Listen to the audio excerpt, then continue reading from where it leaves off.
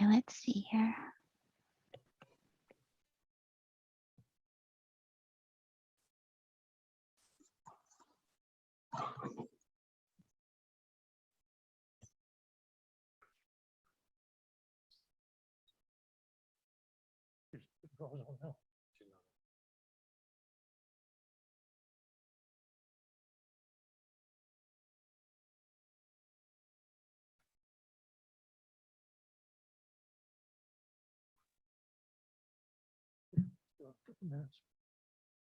Okay, we're going to hold a couple of minutes here and see if we can get our other two board members to join us virtually. So if everybody can just hang loose for a couple of minutes. We'll see if we can get that arranged.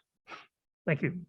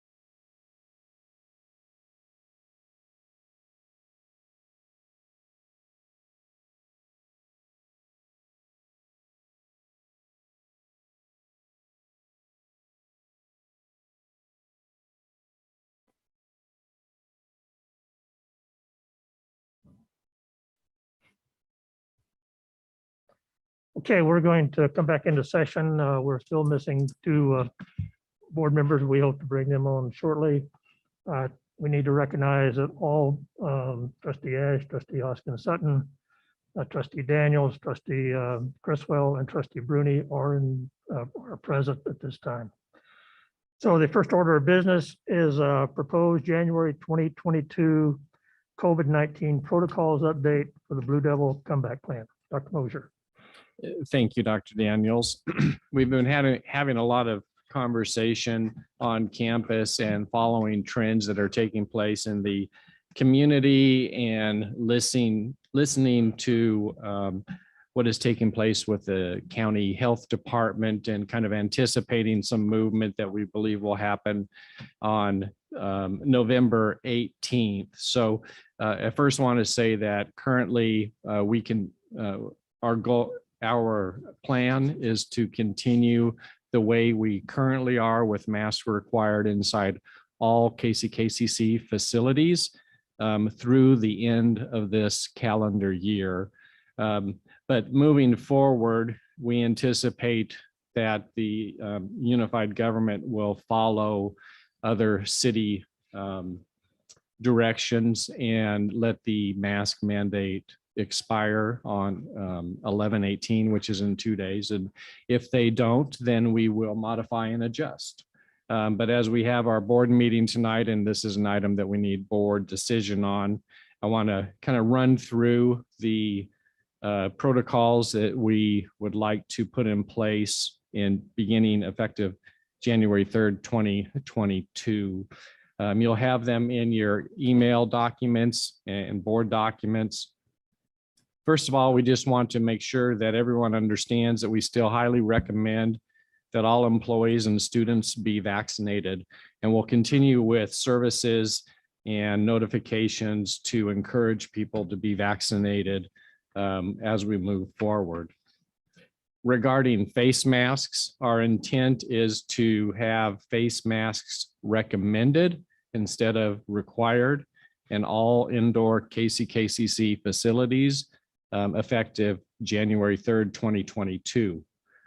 Face masks are currently not required outdoors, and we look to stay in that direction as well. We will still also highly recommend that physical distancing take place in all situations, especially in indoor situations where people may be joining and not wearing masks. Physical distancing is basically being described as 3 feet to 6 feet whenever possible to do so. Items probably most important, we will have, again, it'll be masks recommended for individuals who want to travel outside the KC metro area or participate in what we are defining as higher risk college related activities, which are identified on the sheet and will be identified moving forward. Those individuals, employees or students, will need to be vaccinated, fully vaccinated with proof of COVID-19 vaccination on file. So we are implementing a new system. Instead of just the attestation form, we will have a system in place that employees or individuals will input their information, take a photo of their card, their vaccination card, and that'll be input into a secure system. We're looking at a third party to do that, just because there are many more features by doing so. Unvaccinated individuals, employees or students are not allowed to participate in travel beyond the KC metro area for college business unless travel is an essential job or student-related duty. Those who travel infrequently must have a COVID test when they return, immediately when they return, and submit those results within 72 hours. After that 72 hours, employees will be required to take some sort of vacation time until those results are turned in. Individuals who travel on a regular basis, and this might be student club mentors, leaders, coaches, people that have travel as part of their regular job duties, are required to be vaccinated or to be tested weekly. Student athletes or students living in student housing must be vaccinated or tested weekly. Those are the primary areas that we would like to focus on as of January 3rd. Again, we might do some modification following any guidance from the unified government that may come after this date, and then we would run that by the board as well. But at this point, I'd like to open it up to any questions, comments, or otherwise. And we will take action on this in the 5 o'clock meeting. Yeah. Go ahead. My biggest concern is the testing. I mean, do we have for the athletes or anyone that's really involved and they are not vaccinated, and it mentioned that they will just be tested weekly. Do we have the personnel to do this, or will there be a third party? How are we going to make sure that this is being enforced and that we're not being slack on this? Sure, great question. So the Wyandotte County Health Department provides free testing as close as the Kmart 1 block away. Mm-hmm. Those results go into a system And if it is a student, then our nurse has access to that, or they will just provide that evidence to the college nurse, or if they're an employee to HR on a weekly basis. Okay. But internally, who is going to be tracking? Okay, Linda Sutton is not vaccinated. Is she going weekly or is she going once a month? We Because know, I think that's going to be our biggest issue, is people not following that protocol to still get tested even though they're not vaccinated. sure. So the supervisors of individuals who have job as a required part of their, who have travel as a required Mhm. part of their job description will know that information, and it'll be communicated clearly through the supervisors and deans and cabinet members. And travel needs to be approved by the dean. So that way, if someone is traveling infrequently, Mhm. then we will know through those travel requests if they are approved. Yeah, as I said, the biggest concern are the athletes, because they are in close quarters and then the close contact with the other schools. And so that's the Yeah. biggest concern, is keeping the athletes safe and the students who are in housing, because again, they're all in close proximity. And if they're not all vaccinated, just, Yeah, there is a system in place for that. Okay. But thank you for that question. Vice Chair Criswell, did you have a question? No, it actually was answered. My question was about who was going to cover the cost of that, because I was going to suggest the county health department as far as who would be doing the testing, but you all are way ahead of me. So thank you. Great. Other question or comments regarding the protocols? Okay, again, we'll take this up in the regular session later in the evening for a vote.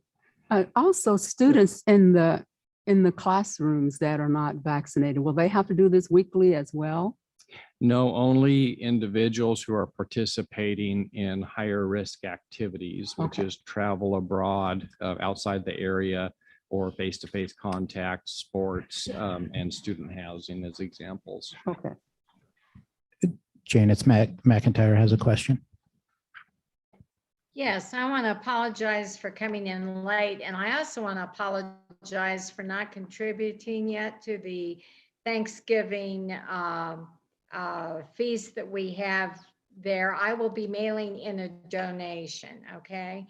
And I must apologize. I had a big funeral last week and just got back here, and I've done my homework for the meeting, but I was having some technical problems. So No problem. anyway, hanging in No here. problem, Janice. No problem. I'm glad to have you with us. Yeah. Other questions or comments regarding the protocols? Okay, hearing none, we'll take this up for a vote in our regular session later this evening. Second item then is the 2022 ACCT National Legislative Summit in Washington, DC from February 6th through February 9th, 2022. In the past, we have sent, of course, obviously President Mosier and our liaison, which is Trustee Ash, and a student is able to go, and Dr. Mosier can address that in a minute as to what that will look like. But then usually we've sent one other person. We thought maybe this year, since we haven't been able to get out much this year, that we'd open it up to any board member who would like to attend that this year. So if we have more than one, that's fine. It's always a good trip. It's in Washington, DC, of course, which is always interesting, but you do get to see some of the inner workings of the legislature and the Capitol, and you meet with some of the representatives and senators representing us. So it is a good, interesting trip, and you learn a lot. Besides, actually, it is a kind of a fun trip to be on. Don, you want to mention anything else about that? No, I think you did.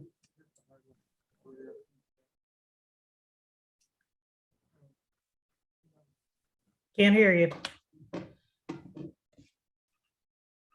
Yeah. I'll change mics here. All right. How about that, Evelyn? Oh, yes. Excellent. Thank you. Okay, all right. So, I mean, I think this is a good opportunity this year, especially with some things that have already been talked about in legislation and the legislature and some of the things coming there. And so gives us an opportunity again for pretty close follow-up to Dr. Mosier's and Dr. Bartunik's recent visit. So we can hit that again really, really soon. So again, if any board member would like to attend, let Risla know. And she'll be making the arrangements and doing the registration, hotels and so on for our, anyone who wishes to make that trip. So Dr. Mosier, I don't remember, is there a timeline on that when that needs to be done? RISLA will send out any information if you haven't replied yet, and there'll be a deadline to respond so we can make sure we get the good rates and solid hotel booking. I know our new trustee won't be on and sworn in until January. He's going to go. Okay, I was going to say, but if he's interested, can we go on and reach out to him now? Yeah. Okay, There is a session for new trustees at that meeting, and Okay. he, Mr. Isner, he may be online here tonight, but Mr. Isner has agreed to, he would love to attend the meeting and attend the conference. So Mr. Isner does intend to go. So yeah. oh, good. Anything else regarding the legislative summit? Okay, hearing none, we're gonna need 2 executive sessions tonight. And the first one, executive session to discuss personnel matters of non-elected personnel with possible action to follow in open session, 12-minute duration. The open session will take place in the public meeting room, Upper Jewel Lounge. So I need a motion to approve that executive session. So moved. Second. Been moved and seconded. We approve the executive session. All those in favor say aye. Aye. Aye. Opposed, nay. So we'll take a 5-minute break here for the people that are here in the room, and we'll move down to another room for our meeting. And we'll be back after the executive sessions, back to this location. Okay. The room that we went to the last.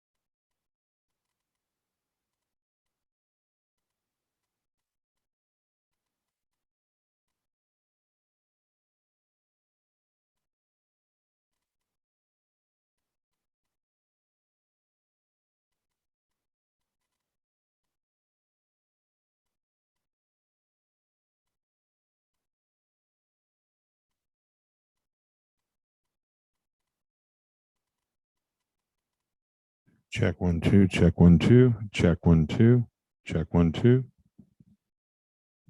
1.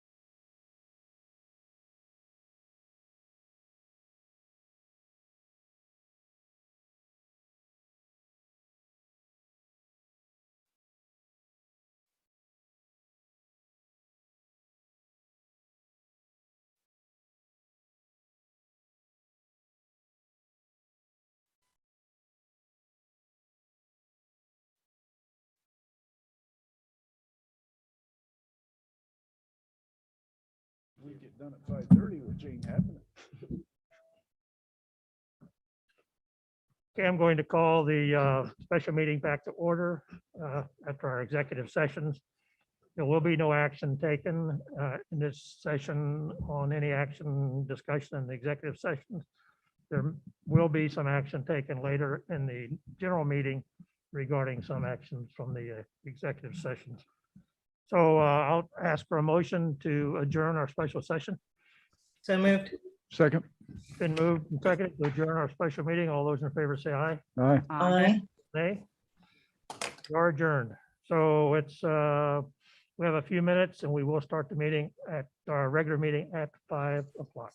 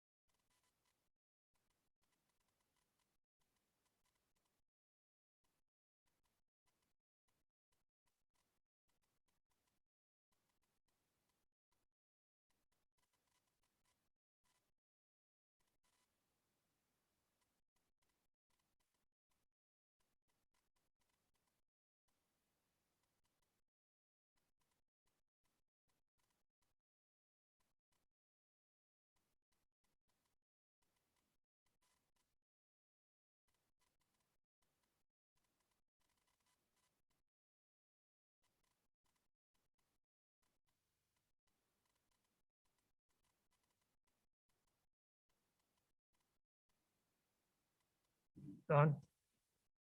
Linda, you ready? Yes. Okay, all right, Randy, Let's go. let's go. I will call the regular meeting of the Board of Trustees, November 16, 2021. I'll call that meeting to order.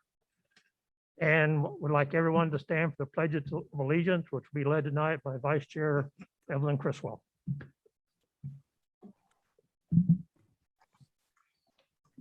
Allegiance to the flag of the United States of America and to the republic for which it stands, one nation, under God, indivisible, with liberty and justice for all. Thank you.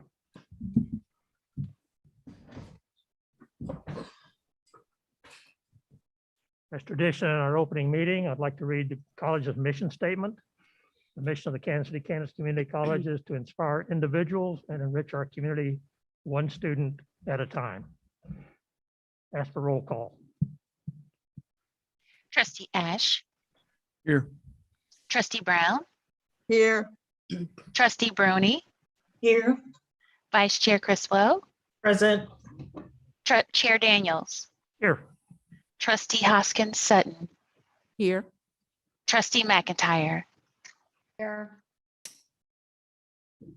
And I would like to recognize tonight, who will soon be our newest Board of Trustee member. Mr. Brad Isnard will take his position in the January meeting. So Mr. Isnard, nice to see you here this evening.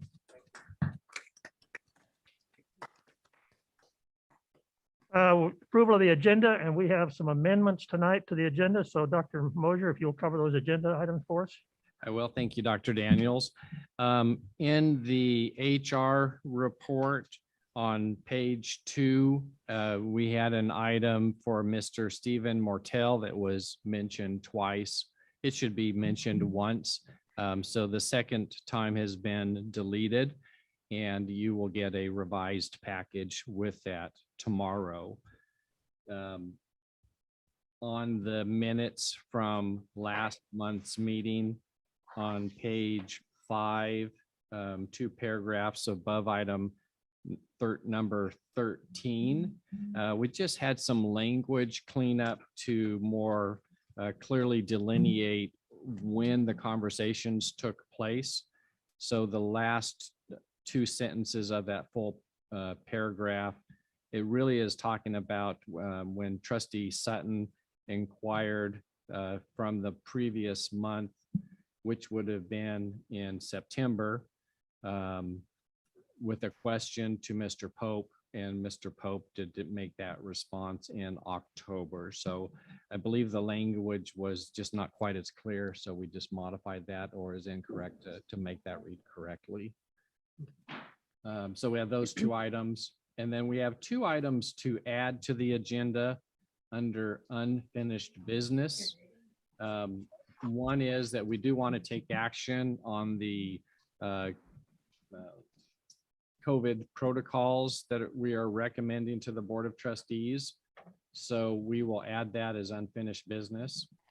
And the second item that we will add under unfinished business came up at 2 o'clock this afternoon as we were looking at our grants that we have in the works.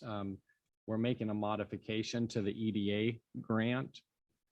So we will add that to unfinished business as well, EDA grant update resolution. And then I'll speak more about that when we get to that item. So we have those 4 additions. Chair Daniels. Need a motion to approve the agenda as amended. So moved, Criswell. Second, Brown. Any discussion? Any questions about the amendments? Hearing none, ask for motion to, or have to, all those in favor say aye. Aye. Aye. Opposed, nay. Thank you. At this time, offer opportunity for patrons or petitioners to address the Board of Trustees. If you're online and wish to do that, you would raise your hand in the chat room. If you're here tonight at the meeting, you can approach the podium.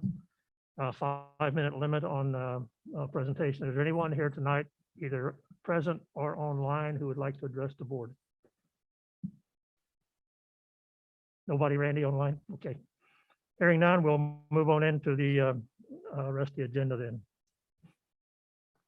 Tonight, recognitions and presentations. We have a presentation tonight by Dr. Wilson, Student Affairs. Dr. Wilson.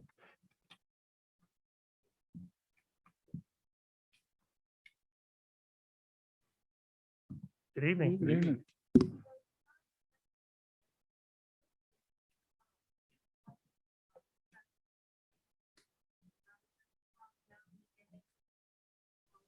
We can't hear.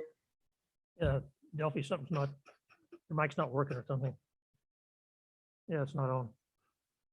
Got a green light on top? There we go. There you go. You hear me now?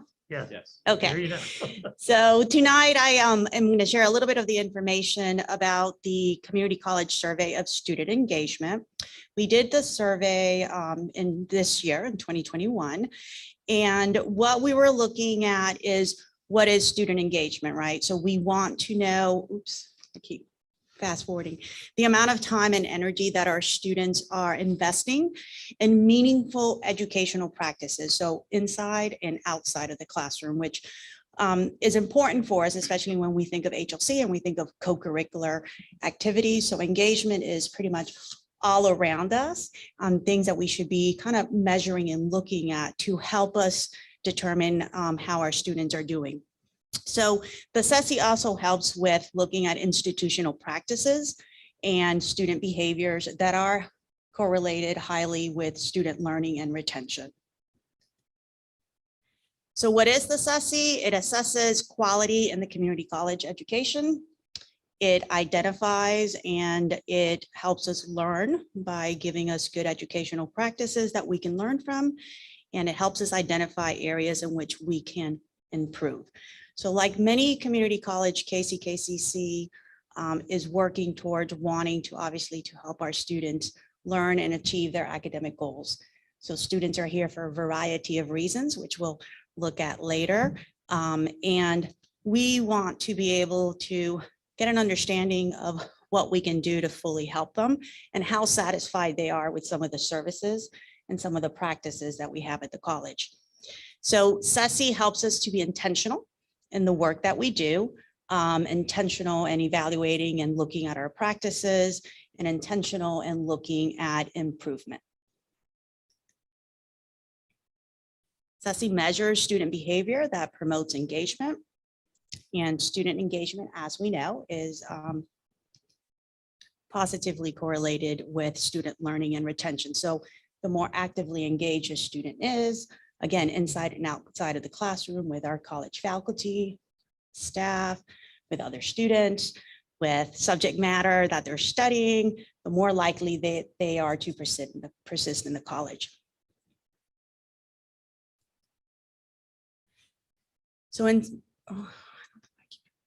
in spring of 21, we did the survey online, which is a little different than what we did in 2015 and in 2018. And that was due to COVID.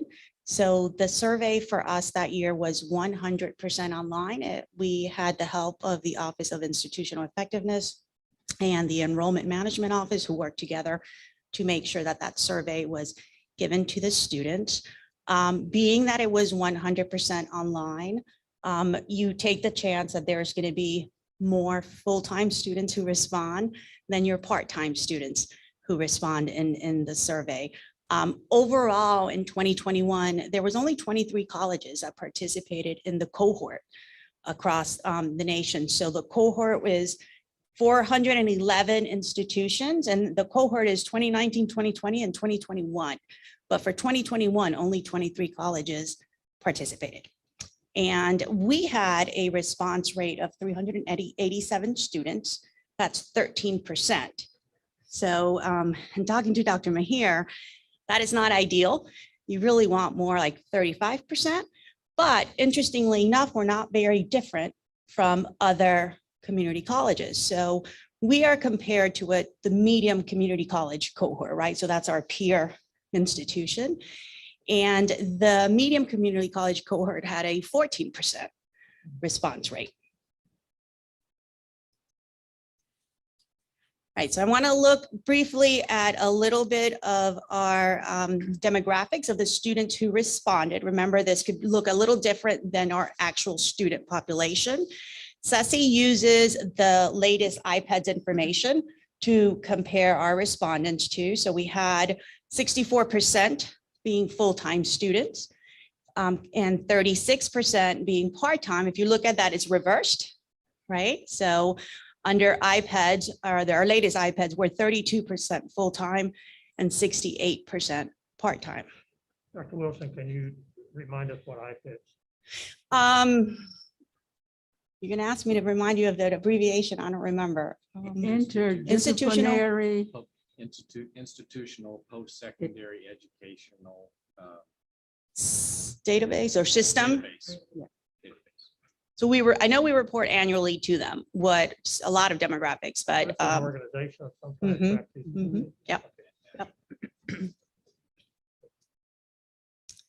We had 26% female and 26% male and 71% female who responded and 3% who did not respond or chose not to share. When you look at race and ethnicity, I'll put this down because I keep moving. We have a 6% Asian rate that responded, 19% Black or African American, 13 Hispanic or Latino, and 42% white. Notice that the Black or African American, Hispanic or Latino or white are fairly similar to where our actual population is, what it looks like, compared to some of the other ones like 2 or more races. The respondent profile was only 10%, but our actual population of students who identify as 2 or more races is 5%. We also were able to, and it's not on the slide, but the survey also looks at international students. So we had 4% of students who are international who answered. International, or, and it is on the bottom of the slide, international or non-resident students who answered. And it also looks at students who have a limited capacity in speaking English. So 23% of the students who answered the survey, English was not their first language.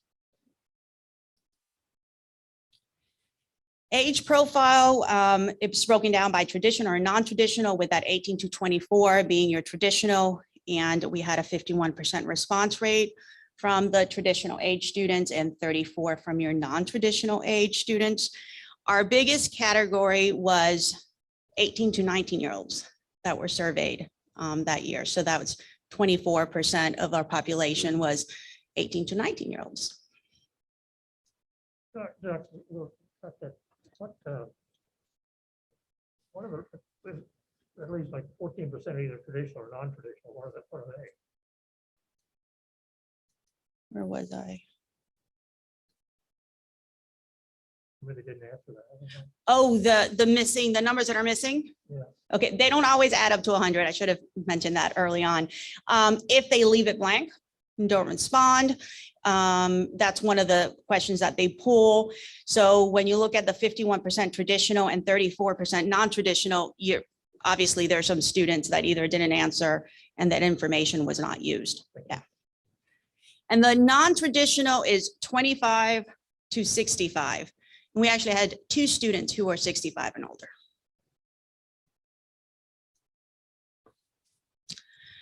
The other thing they look at is first generation versus not first generation. So we had 51% of our students who said that neither of their parent attended or had any college, and 48% said that their parents did have college.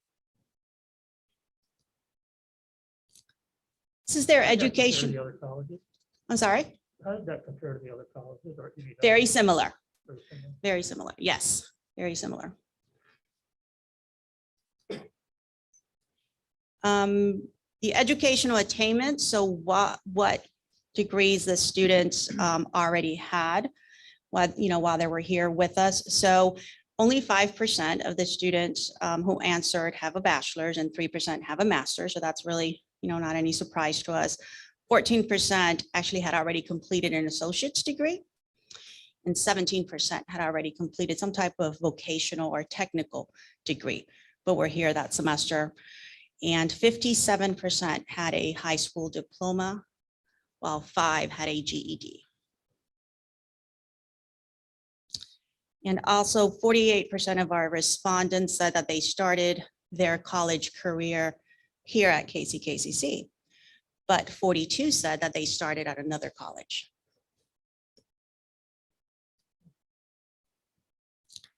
So this slide tells you a little bit about the reasons why they're coming to the college, what is their goals. And as you can see, 87% of their students, of our students who responded, are here because they want to obtain an associate's degree, followed closely by students who just want to do self-improvement, personal enjoyment courses, or students who want to update their job-related skills. And 45% for students who just wanted a change in their career.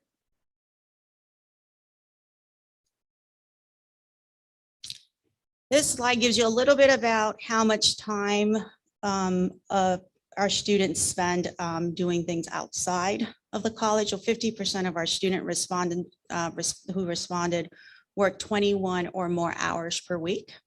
So our student population is pretty much working. 35% of our students provide 21 or more hours of care for their dependent, and it's not always children, it was children or spouses or parents that they're caring for. And the majority of our students, 45% of them, commute less than an hour to come to class, to and from class. So they don't have a large commute.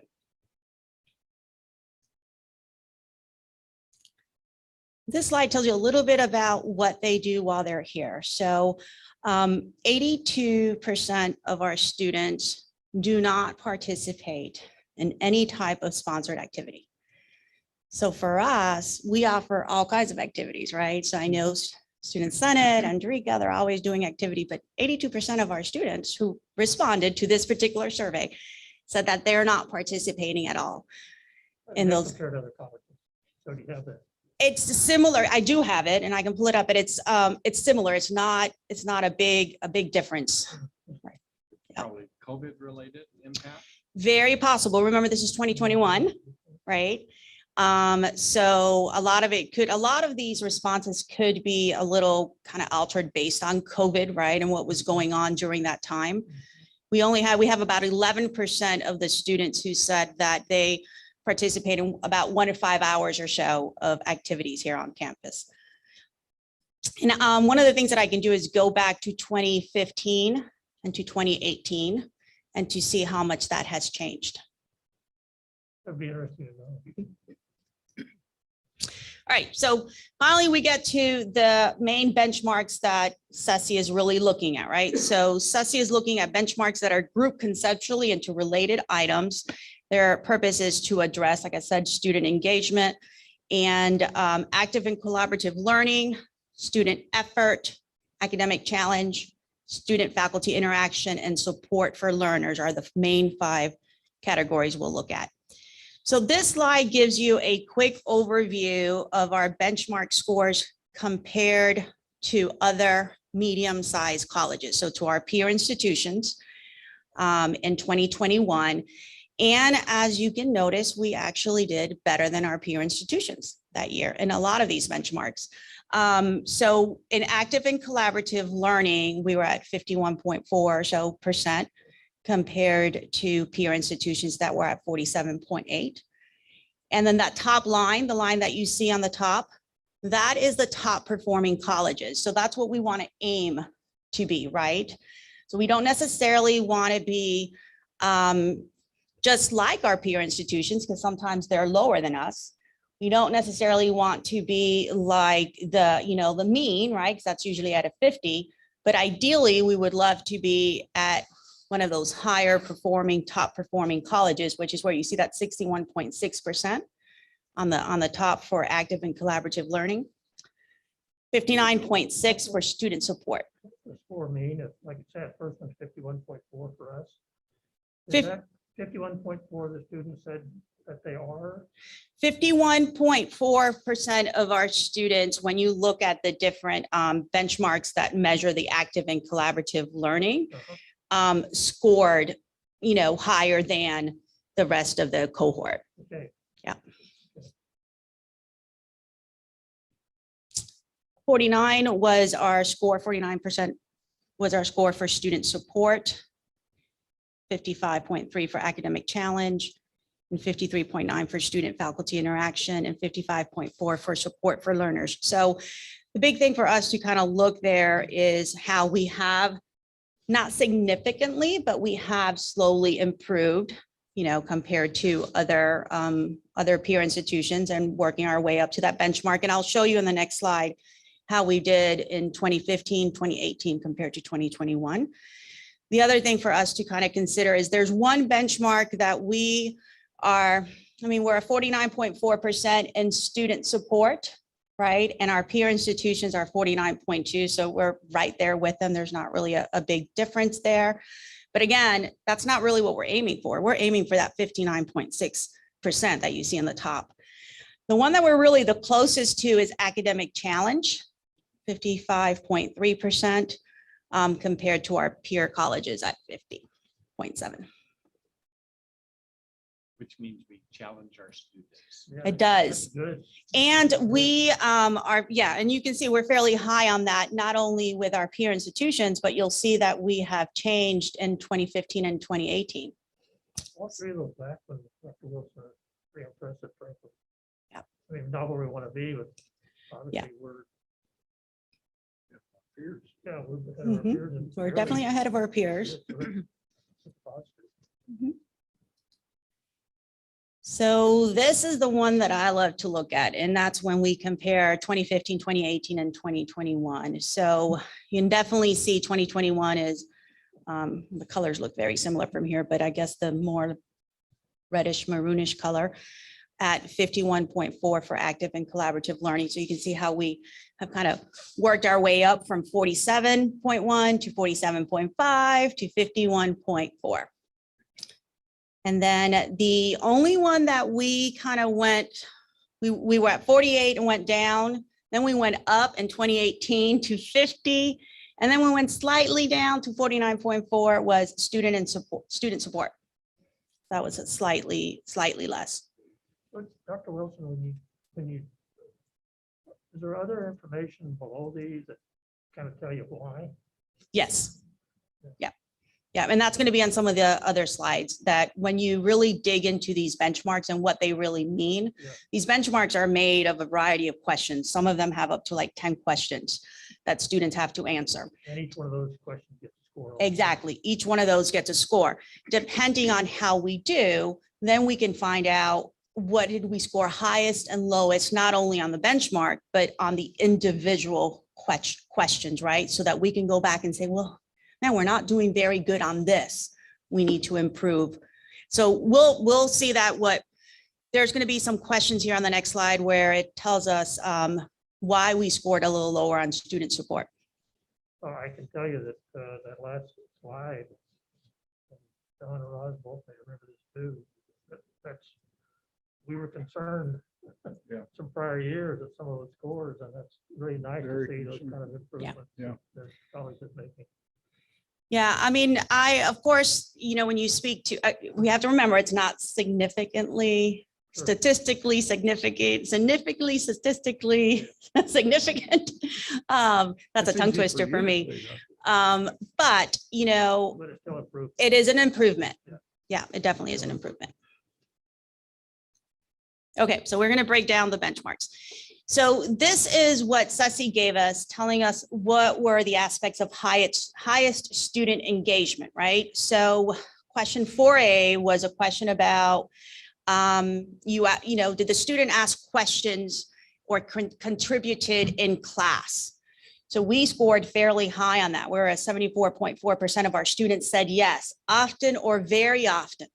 They participate in class by asking questions or contributing to class discussion, compared to the cohort, which was at 64.6. So that was one of our higher ones, and that is under that active and collaborative learning benchmark. Student faculty interaction benchmark, we scored actually higher also. 23.4% of our students said that they discussed ideas from their readings or classes with their instructors outside of class, right? So our cohort was at 18.6 and we were at 23. So our students are talking with their instructors outside of class, right? And I can tell you of a couple of things that I know that we have done that potentially has helped that. And one of those things is something that Andrika Wilcoxon started a couple of years ago, which was take your instructor to lunch. And a student can ask an instructor, can we meet for lunch? And student activity provides the lunch, and they sat down and had a discussion and, chatted and talked. Now, of course, in 2021, Andrika might be here. I don't think they did anything because of COVID. Yeah. I don't think they did anything, but that is one of the things that I know that we've done, recently that potentially could somewhat have helped our students. Support for learners with a benchmark was providing the support that you need to thrive socially. So 50% of our students said quite a bit or very much so. The college is providing us that support to thrive socially. It's different than financial aid support, different than academic support. That is more engagement, interaction, activities, events, things that we're doing for them to be able to, thrive socially. 67.9% of our students said quite a bit or very much so to providing the financial support they need for their education. So are we providing them the financial support that they need for their education? And as you can see, that scored fairly high. And the final one is career counseling. So how often do students use career counseling? I was actually pretty surprised that was one of our aspects of highest student engagement, just because I really don't feel like there's been that much growth in that area in the last couple of years. But remember, we're being compared to the cohort. So compared to the cohort, we're actually at 24.9, which is higher than other colleges.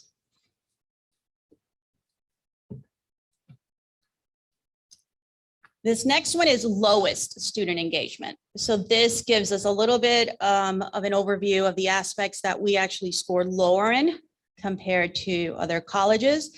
So that is making a class presentation, just different than, discussing a project or talking to your instructor. So making a class presentation, only 25% of our students say that they do that often or very often.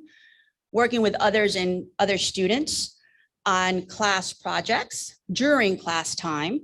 That was a 38.4%, just slightly lower than our peers. And that's under active and collaborative learning. Excuse me. Working with classmates outside of the class to prepare for a class assignment. That was at a 19.9%. Our peers were at 21.5%. Peer or other tutoring. So that was a 6.4%. So how many times, 5 or more times, did our students use peer or other tutoring services? So only 6% of our students said that they use peer tutoring or tutoring services. And the amount of time that our students use the computer lab. If our students use the computer lab 5 or more times, it was only 13% of our students. So those are the ones that we scored lower than our peer institutions. So those are things that we should be working on. So just real quick, because I know I'm almost out of time, but this slide just gives you a quick overview of how we did on active and collaborative learning compared to medium colleges, compared to the cohort. You can see we're not very different. And then in the bottom, it gives you, again, just a quick overview of what I just said about 2021, 2018, and how we did from 21 to 2018. I left 2015 out and what the difference was. Under active and collaborative learning, remember I mentioned some of the things that we scored the lowest on was made a class presentation and worked with other students on projects during class and worked with classmates outside of class to prepare class assignments. So those are things that we can try to incorporate within our curriculum to help increase those scores. And one that we actually scored higher on, remember, was asking questions in class. That was that top one that we had a 74% on.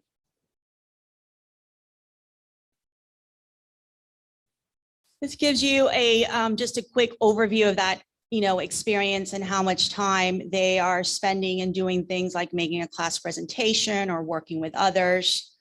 Often or very often, 74% compared to never, only 3%. Or made a class presentation often or very often, 22% compared to 49% of our students said that they have never made a class presentation. I find that hard to believe. 33% of our students worked with other students during class on projects, but remember 40 said they never have done that. And then the last one is that 14, often or very often, versus 62% of our students who said they have never worked with classmates outside of class to prepare class assignments. student effort. And the main one there is using peer or other tutoring services. So that is something that we scored low on. So we need to try to figure out which ways that we can encourage our students to use tutoring services more often, using skill labs, and using the computer lab. And remember, COVID could have impacted these answers, right? Yeah.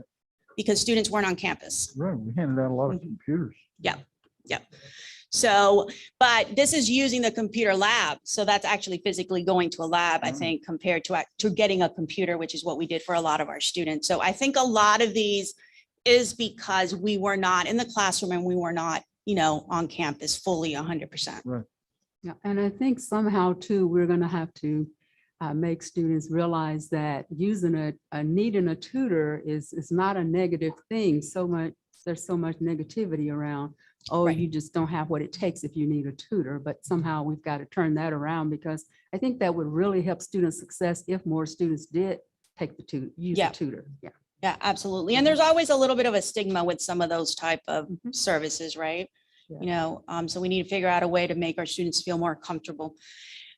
Student effort, how many hours did you spend in a typical week preparing for class? So studying, reading, writing, rehearsing, or other activities actually are pretty high compared to the cohort and to medium colleges, and a lot higher than in 2018. So we're at 20%, and in 2018, we're at 9.8%.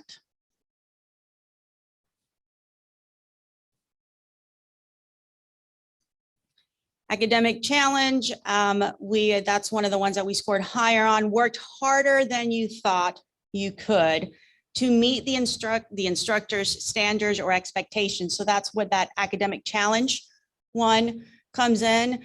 64% of our students felt like they had to work harder compared to in 2018, 56%. So definitely, I don't think our students think our college is a breeze. For sure. And then all of these are things that we have done well on. Again, those are all academic challenge things, such as analyzing basic elements of ideas, forming new ideas, or understanding various pieces of information. If you look on 2021, you see our scores compared to 2018. They all have slightly increased. Were any of these students that took the assessment in 2015 and 2018 still here in 2021? That I don't know, because they don't give me, when they give you the assessment results, they don't give you like the identifying information. They're blind. Because they're blind. I knew they were blind, but I didn't know if there was a question and say, how many years have you been at KCKCC, or? There's a question that says how many semesters you've been here, but it wouldn't go that far back. Okay. And then another one that we've done fairly good compared to 2018 is how many papers or reports of any length did you write? So it's 17.1% of our students. So it's increasing. It's still kind of low, but it's increasing. Right? Discussing grades or assignments with instructors, that actually dropped, but I think that when you don't have your instructor face-to-face, or you're not in the classroom as often, that could have, possibly impacted that drop from 2018 from the 60 to 56%.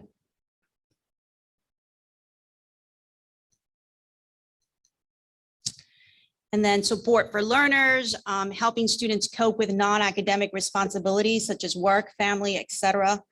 44% of our students felt like they are putting emphasis, quite a bit or very much so. The college is emphasizing those areas or encouraging them, to use those areas. And a lot of that is areas like, counseling and advocacy, possibly disability services, things that are not necessarily your academic piece. Using career counseling services, that increased from 2018 to 24.9. But again, I think that we are higher than other medium colleges and other cohorts, but I'm still, just surprised. I think that's an area that we do need to work on. And it is part of our strategic enrollment management plan to, work a little bit more on career services. helping students find jobs, resume writing, and it's also part of our college strategic plan. So I think we have work to do there. Right, so I am going to skip on to the very last slide. How can we use all of this information? This kind of gives you an idea. So when students are asked what is their primary goal, right, for being at KCKCC, remember 87% of them said they're here because they want to get that associate degree. So then what factors can affect them? What can keep them from getting that associate's degree, right? So 78% of our students indicate that academic advising and planning is very important for them. So we know they need to have that service. We also know that 63% of our students are working 11 or more hours. So that's something that can, keep a student from reaching their goal. And 29% of our students report that the lack of finances could be something that would very likely impact them or cause for them to withdraw. So what can we do? How is our college responding to some of these issues? That's where academic advising, 15% of our students said they have never seen an academic advisor. Okay, so we need to look at those numbers. 67% use advising at least 2 times. And those numbers have actually increased since 2015 and 2018. Non-academic support, 45% of our students report that the college helps them cope with non-academic responsibilities, quite a bit or very much so. And financial assistance, 67% of our students indicated that we are providing them the financial support that they need. 71% of them are very satisfied with financial aid. Okay. Is there any questions for me? Our next step is really, like I said, to make sure that we are aiming for that higher percentage, the top institutions that are doing better. So it's important that we are not comparing us just to where we are now, right? We want to compare to where we want to go or where we want to be in the future. And we can do some things like making sure that there's professional development for our staff and for our employees to really know what are new and effective teaching strategies.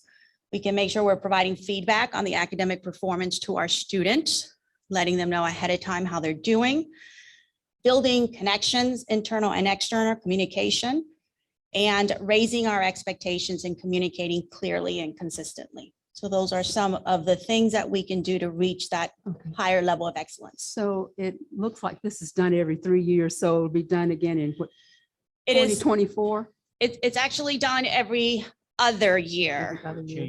It's right. Okay. So those things that you just listed where we can work on improvements, will that be a part of, we set some type of way we can measure? This is where we're starting on these things we need to improve. And then what are we going to do, or where are we in 2 years? Right. Every other year. So we can use some of these to go back to our strategic plan, or in particular, our enrollment management plan, making sure that we look at, okay, what were some of the things that we didn't do very well on, and putting some strategies in place to try to hopefully grow, right, that area or improve in that area. And then that gives us 2 years or so to work on some of those initiatives and see how we do. Yeah. Is this survey shared with the employees and faculty in particular, so faculty will know? Yes, ma'am. Where we It was shared with the faculty during fall convocation. I did a very similar brief overview like this, and then it's also on our website where the information is up there. But one of the things that they recommend is for us to do actual sessions or workshops and to break them down for faculty on things that affect in the classroom, and then things that we can do in services or supportive services. So that is something for us to work on to possibly do for the next year. I'm sorry it was very long. There's very no good. way to make it shorter. Very well done. Very good. Thank you. Any other Students, questions is or the heart of comments? why we're here. So this is what we need to be hearing. Yes. The focus is student success, so that's part of it. Right. Yeah. Any question or comments, Dr. Wilson, No. regarding the report? Good job. Thank you very much. Thank you. I think Janice had her hand up. Janice, did you? Well, I was just going to say, learning communities were so very popular. And when you get faculty members working together with other content areas that boosts that collaboration up fairly significantly. And at one time we had a very active learning community committee, and I believe we had maybe 25 to 30 classes that were taught in collaboration with others. And I'm just throwing that out there as a quick curricular way to increase collaboration. And in terms of developmental, that increases retention rates significantly. So keep working on it. Best of luck. And we're rooting for you. Thank you. Other question or comments? Okay, hearing none. Again, Dr. Wilson. No communication scheduled this evening. Board committee reports. Yes, this is Vice Chair Criswell. I'll be giving the report for the KCKCC Finance Committee meeting. The committee met on November 9th, and I'll just go ahead and give you the highlights. Of course, the college does continue to manage its financial resources effectively. Some of the key items as well as action items I'll go over. We'll start with revenues. The increase in revenues were due to approximately $3.56 million received in HERF-3 student emergency relief grants and other financial aid. Most of this was paid to the students in September. KCKCC also unexpectedly received full annual allocation of SB 155 funds from the state of Kansas, approximately $2.98 million. And the last annual property tax payment that was received, it's approximately $812,000. As for operating expenses year to date, they increased by about $5.3 million. This monthly burn is consistent with expectations during October, and it's only about $305,000 more than the total operating expenses during October of 2020. As for the burn rate, we're still tracking nicely at approximately $5.3 million versus budgeted monthly burn rate of $7.14 million. So that's always good news to hear. Our net position in October increased approximately $2.24 million. This is due to operating revenues exceeding operating expenses. As for our cash position, it continues to remain strong, approximately $13.9 million better than last year's year-to-date cash position. And the increase is due to timing differences in cash disbursements of $3.56 million in HERF-3 funds for the student emergency relief, which I mentioned a little earlier, $3.71 million for student housing construction transfers. And I also had mentioned the unexpected receipt of the full annual allocation of the SB 155 funds. Also discussed during the meeting were the audited financial statements. And I know that for this one, the key here is, what was the outcome? The outcome being no surprises. In other words, we received a clean opinion, which is always a good thing and always something that the board looks forward to, if possible, when it comes to the subject matter. Finally, just a few more items, things that we need to continue to monitor. As far as the COVID-19 financial impacts, I won't go too deeply into that because we already discussed some of that regarding the HERF revenues and such. But just keep in mind that most or all colleges in the country, whether it's community college or otherwise, are in a similar position due to COVID-19.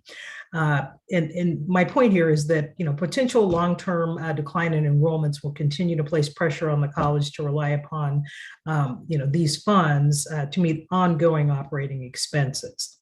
Also want to point out that, with all of this going on, KCKCC does have adequate funding due to HERF and some other things to meet its current anticipated and budgeted operating needs. I wanted to make that very clear. During the Finance Committee meeting, we also discussed a little bit about a lot actually, about the downtown campus project. And as you know, fundraising is well on its way. A keynote here related to the project is that all of these certificates of appropriateness, and I believe there are 5 of them, will be presented to the Unified Government Commissioners in their December meeting. And then finally, student housing continues to track on schedule. As you know, or might have even seen or attended, we have the topping ceremony, which was conducted on October 15th. And current status of the project is by, looks like November 25th, the building will be weathered in, which is a great thing, especially with the winter coming. And then finally, we are waiting on some final estimate numbers for some additional parking that's going to be required that is related to the project. So we'll keep you posted as we know more about that. Does anyone have any questions, comments, or concerns? All right, well, that concludes my report. Thank you for your time. Thank you, Ms. Criswell. Other committee reports? This isn't a committee report, but I would like to report on my attending the ACCT in San Diego last month because I missed the October meeting. And I'll make this brief. There are so many good sessions, but I do want to bring highlight to 3 different things here. One concurrent session was driving student enrollment and persistence using an equity lens. And that was the title of the whole conference, was diversity, equity, and inclusion. And this college in Minnesota did the session, and we had their executive summary, but it was stop, drop, and enroll. And they looked at everything, any type of barriers that were possible, the reason their students weren't being successful. And I was glad to see that Dr. Terry has that mentioned in here in his report, that you're looking at reducing barriers to enrollment. And I would be interested in seeing what all that entails, because that is a part of it. In fact, this conference showed that just everything we do has something to do with diversity and equity and inclusion if we want our students to be successful. Another one that doesn't necessarily pertain to us, but I attended it because it was interesting, because the title of it was Made of Hopes and Dreams, Student Housing as an Equity Measure. And this was from the college, San Juan College in New Mexico. And what they did, they had a lot of students that had to travel quite a distance to get to class. And they saw that as a barrier to education. They saw that as a barrier. And so to make it more equitable, they built student housing. And to take it a step further, they use that also to make the students, to help the students learn about getting ready to transition when they left college. For example, knowing how to do your laundry, all the things that we just take for granted. So while we don't have the distance problem, but I thought when we get more student housing, we may look at ways that we can improve the student's life. And then one more thing that I thought, I attended a session that was establishing an effective board and CEO relationship. And one of the things that they mentioned was possibly that this college did is with their president's contract, even if it was a rolling contract, each year when they did the president's contract, they had like a cover sheet. And this cover sheet explained what they discussed or how they arrived at their decisions. And they said that they did that so that each year, whether it was a new board member coming on or whether or not they didn't quite remember what they did, that cover sheet just provided some information. So when we have our next retreat, it might be something for us to consider as far as keeping our minds, okay, why do we do this if we had that cover letter with it? So I'll stop there. As I said, it was an excellent, excellent conference. And I hear that Trustee Ash already told you that last month, but it was very, very good. That's all I'm going to report. It was. Yeah, thank you for that. And if I might add, I'm going to go out on a limb here and say the president from Minnesota was Dr. Merrill Irving from Hennepin Tech. Hennepin, yes, it was Hennepin, yes. He is a very good friend of mine, and very purposefully as we look at expanding diversity, equity, and inclusion on campus, he was one of our 4 HLC mock visitors. So not only did I get to see a good friend of mine, he provided some really great input from that lens for our HLC mock sessions. Yes, it was an excellent Yeah, session. Yes. yeah. Great guy. Thank you for that report on the conference again. Thank to you and Don for attending on behalf of the college. Much appreciated. Yeah, like the idea of the cover sheet. Mhm. Yeah. Yeah, You that's- just get so many ideas that you don't Right. think of in your own little circle when you attend this. Right, right. Thanks for doing it. Thanks for attending, both of you. We appreciate it. Don? Mr. Chairman, I'll just note that the KACCT quarterly meeting is coming up December 3rd and 4th. And so some will be attending virtually, some will be going down live. And I'm sure we'll be finalizing the legislative agenda for KACCT, among other business. So I'm looking for Heather to send the packet out, if not by the end of this week, probably before Thanksgiving. Thank you for that. Any other committee reports? Hearing none, move to the consent agenda. We need a motion to approve the consent agenda. So move. Second. Been moved and seconded to approve the consent agenda. All those in favor say aye. Aye. Opposed, nay. Student Senate report. I think we have student senators here to present. Enforce.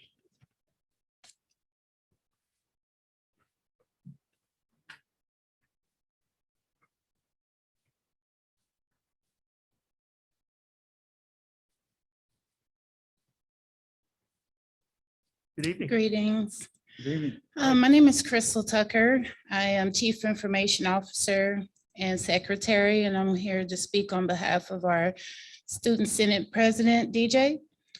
She's currently at a community team building project with her basketball team, so I'm looking forward to the upcoming information on that event. We have done a lot of projects within Student Senate, making sure that we meet our weekly meetings and our Board of Trustee meetings, which is an honor to be able to meet them virtually, but actually to be here in person today is a wonderful experience.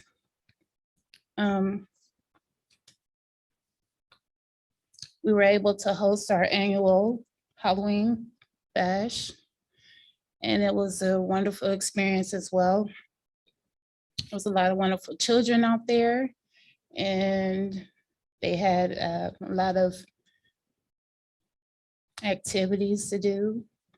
There were 20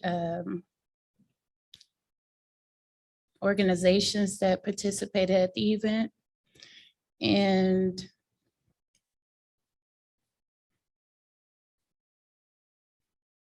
over approximately 1,000 people who attended this event as well.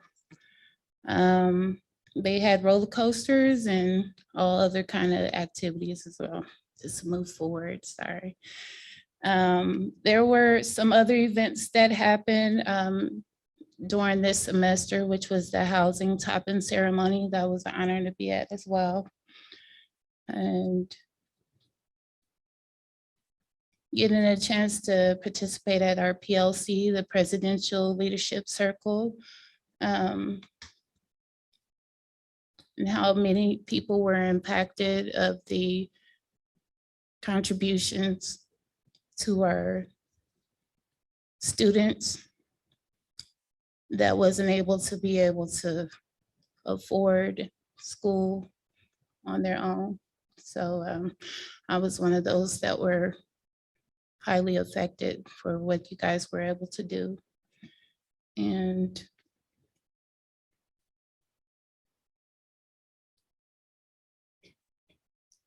our upcoming HLC, we're preparing for our meetings with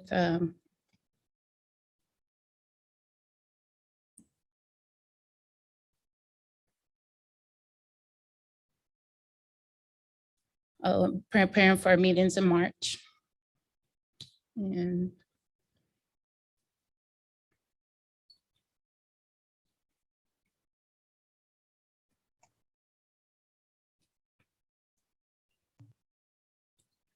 And at the Halloween bash, we had the Channel 4 News that was on site. That was a great turnout. And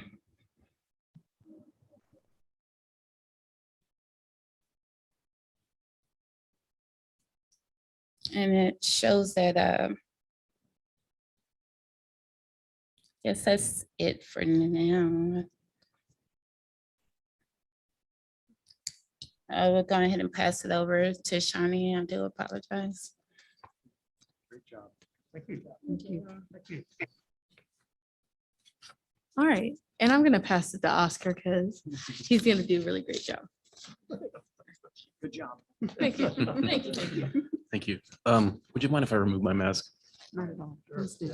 Thank you. Hello again, everybody. As I said, my name is Oscar Alvarez Alonso. I'm here on behalf of Mr. Trong Turner. And I'm here to present to you our last Student Senate meeting. We actually I'd first like to extend a thank you to all the clubs that participated in the Halloween party, which I'll be listing. Drama Club, Writing Club, Gamer Club. We had Early Childhood Crew, Phi Theta Kappa, Sophomore Club, AAUW, Active Minds, SOL, SVO, and 6 community partners as well. We also reviewed six policies from KCKCC presented to us. And we are currently preparing to host our Breakfast with Santa December 11th.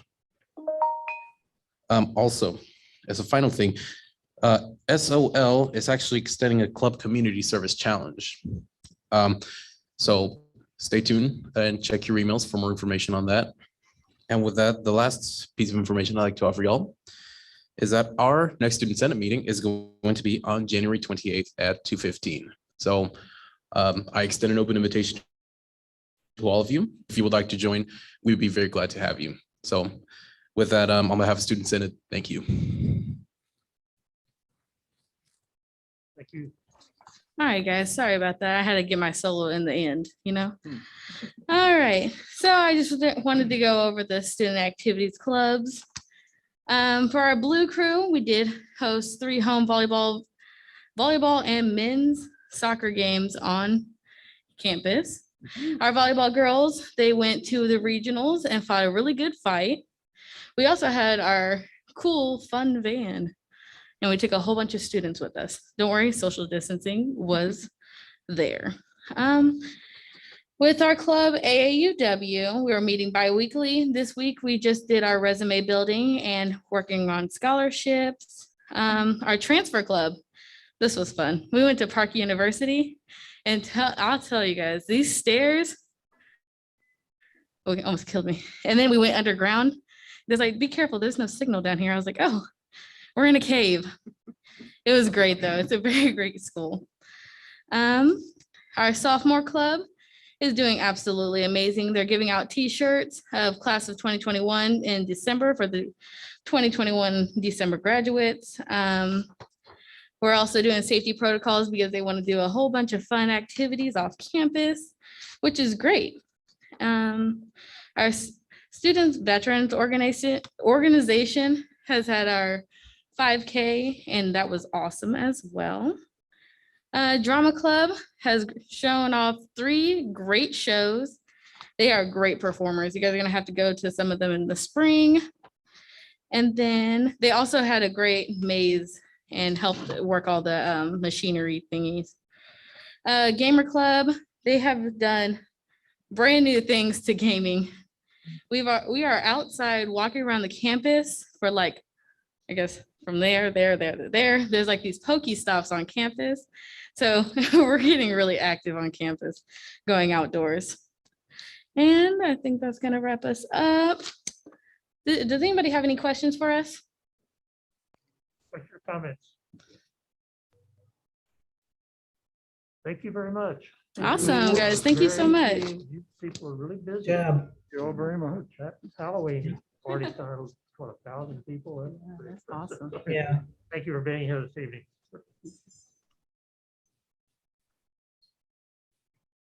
Need a motion to accept the report? So moved, Criswell. Second. Been moved and seconded. All in favor, say aye. Aye. Aye. Aye. President's report, Dr. Mosier. Thank you, Dr. Daniels. As you can tell, it's been a very busy month and full of events. I'll try and keep my comments brief tonight. As normal, I do want to give a update on COVID-19 on campus. We've had another very good month with very limited incidents of COVID-19. So for our employees, since our last board meeting on October 12th, we had 5 COVID incidents, only 3 of those being COVID positive with our employees. With our students, we've had a significant decrease from 57 last month to 17 incidents this month. September, more of a normal month, we had 26. So it's nice to see that decline. COVID positive went from 20 last month to 6 in the last 4 weeks. And it was 17 in September. So really pleased with all the great work everyone is doing and seeing the results in a number of decreased cases. For students in housing, we had 1 COVID positive and we had 1 COVID positive athlete. So we will continue to monitor and respond accordingly. As mentioned by our student senate, we had the president's leadership circle, I think was just last week. Really good turnout by community members, supporters, faculty, staff, and students. Thank you for showing up and helping to tell your story and what we are doing at KCKCC to make it such a great place for our students and to promote student success. So we appreciate that, and also the topping out ceremony. We may hear more about that later this evening. Yesterday, KCKCC down at the Tech Center hosted the Sparks Executive Committee. And just because I always forget the acronym, it's the Kansas. Sparks stands for Strengthening People and Revitalizing Kansas. And the executive committee consists of Lieutenant Governor Tolan, the president of the Senate, the Speaker of the House, and business community individuals. So a really great executive panel. We had time to present the case for the downtown project, which I believe was well received. And then there were many other areas as well.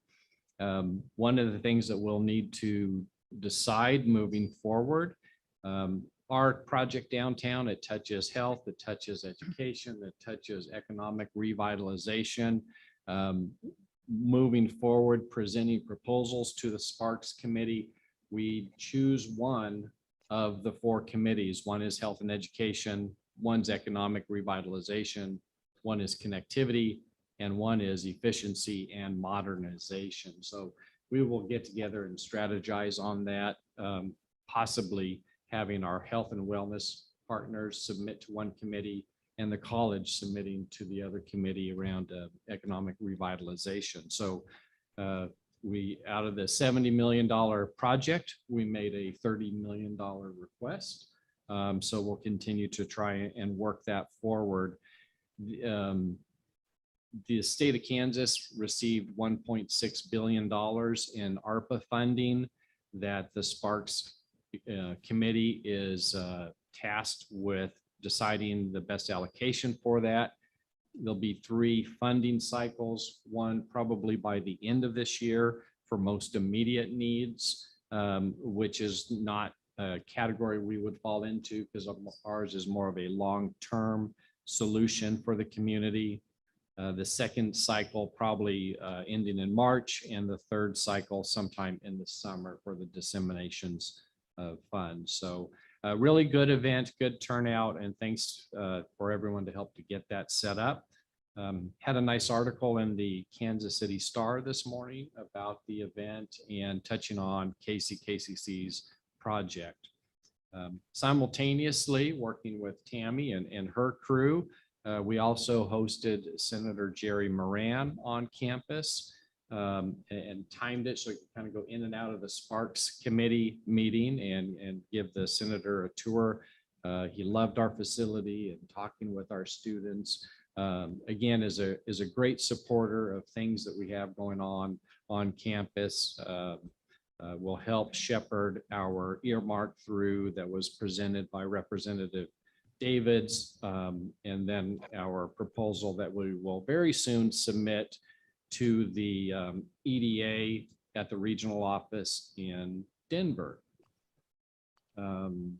Student housing in relationship with the mold, we are continuing to watch that very closely.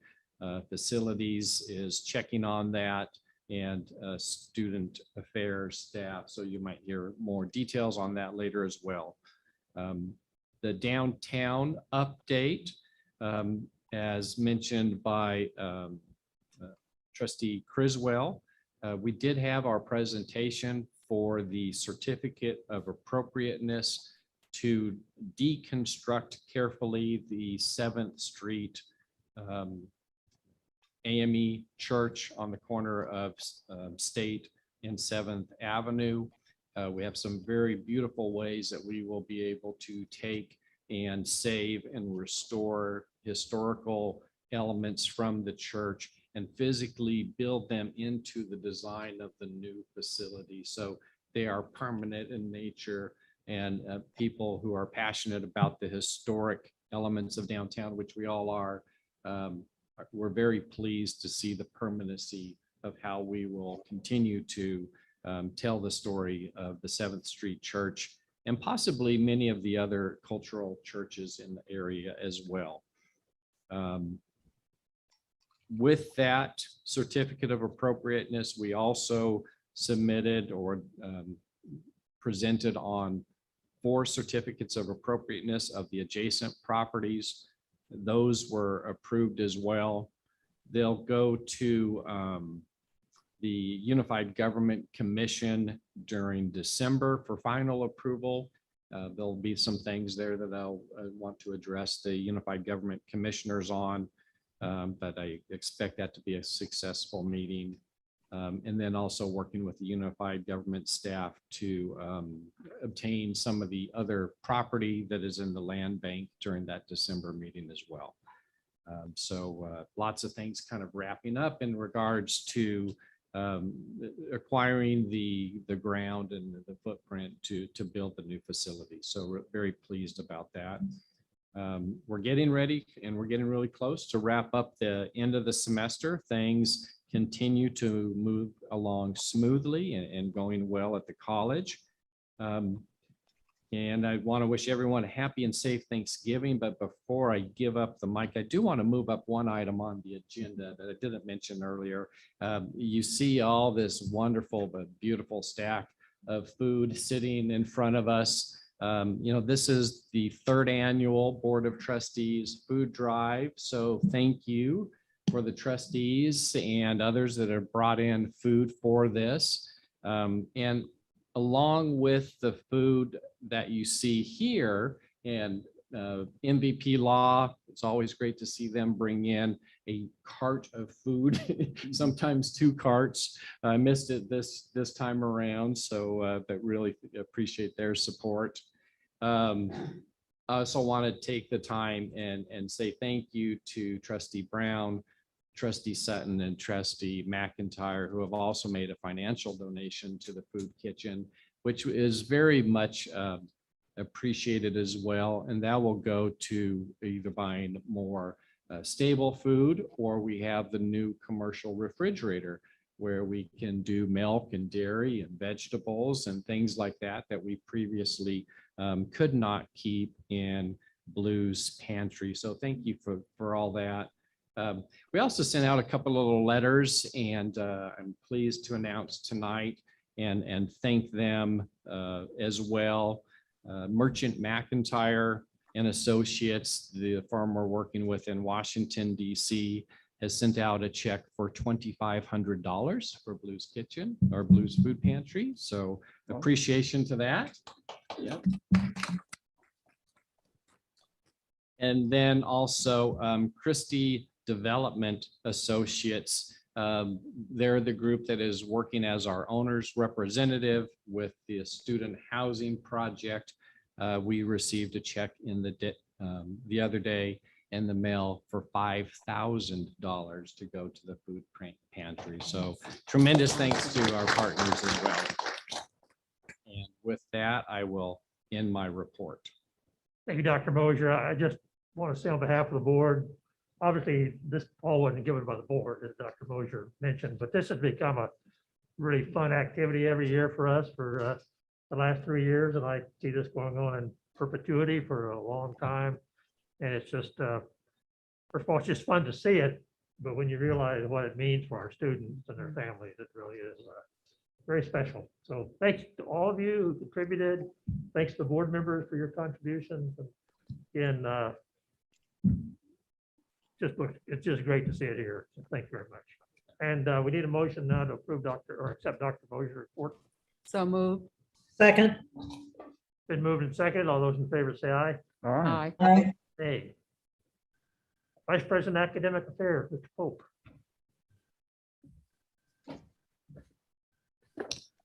Good evening, everyone.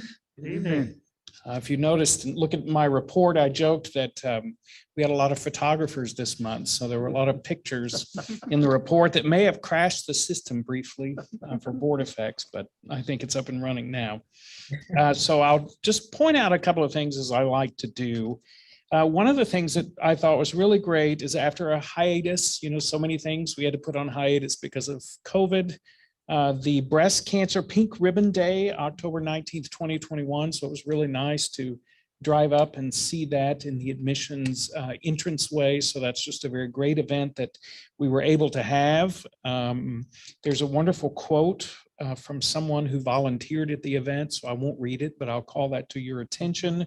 The PTK officers, this is sponsored by Phi Theta Kappa, took donations for pink merchandise, cookies, raffled off a blanket. All the proceeds from this event were donated to the University of Kansas Cancer Center. So it's an event that's been held by Phi Theta Kappa since fall of 2011, and they plan to continue it in perpetuity. So thanks to that work that they did. You'll notice also throughout this report, there were a number of things that happened on or around October 25th. So I don't know what it was about that time that was so interesting, but we had a lot of things. One was the mock site visit, which I'll report on later. But the Psychology Club did an undergraduate research program on the 26th. So there's some pictures there.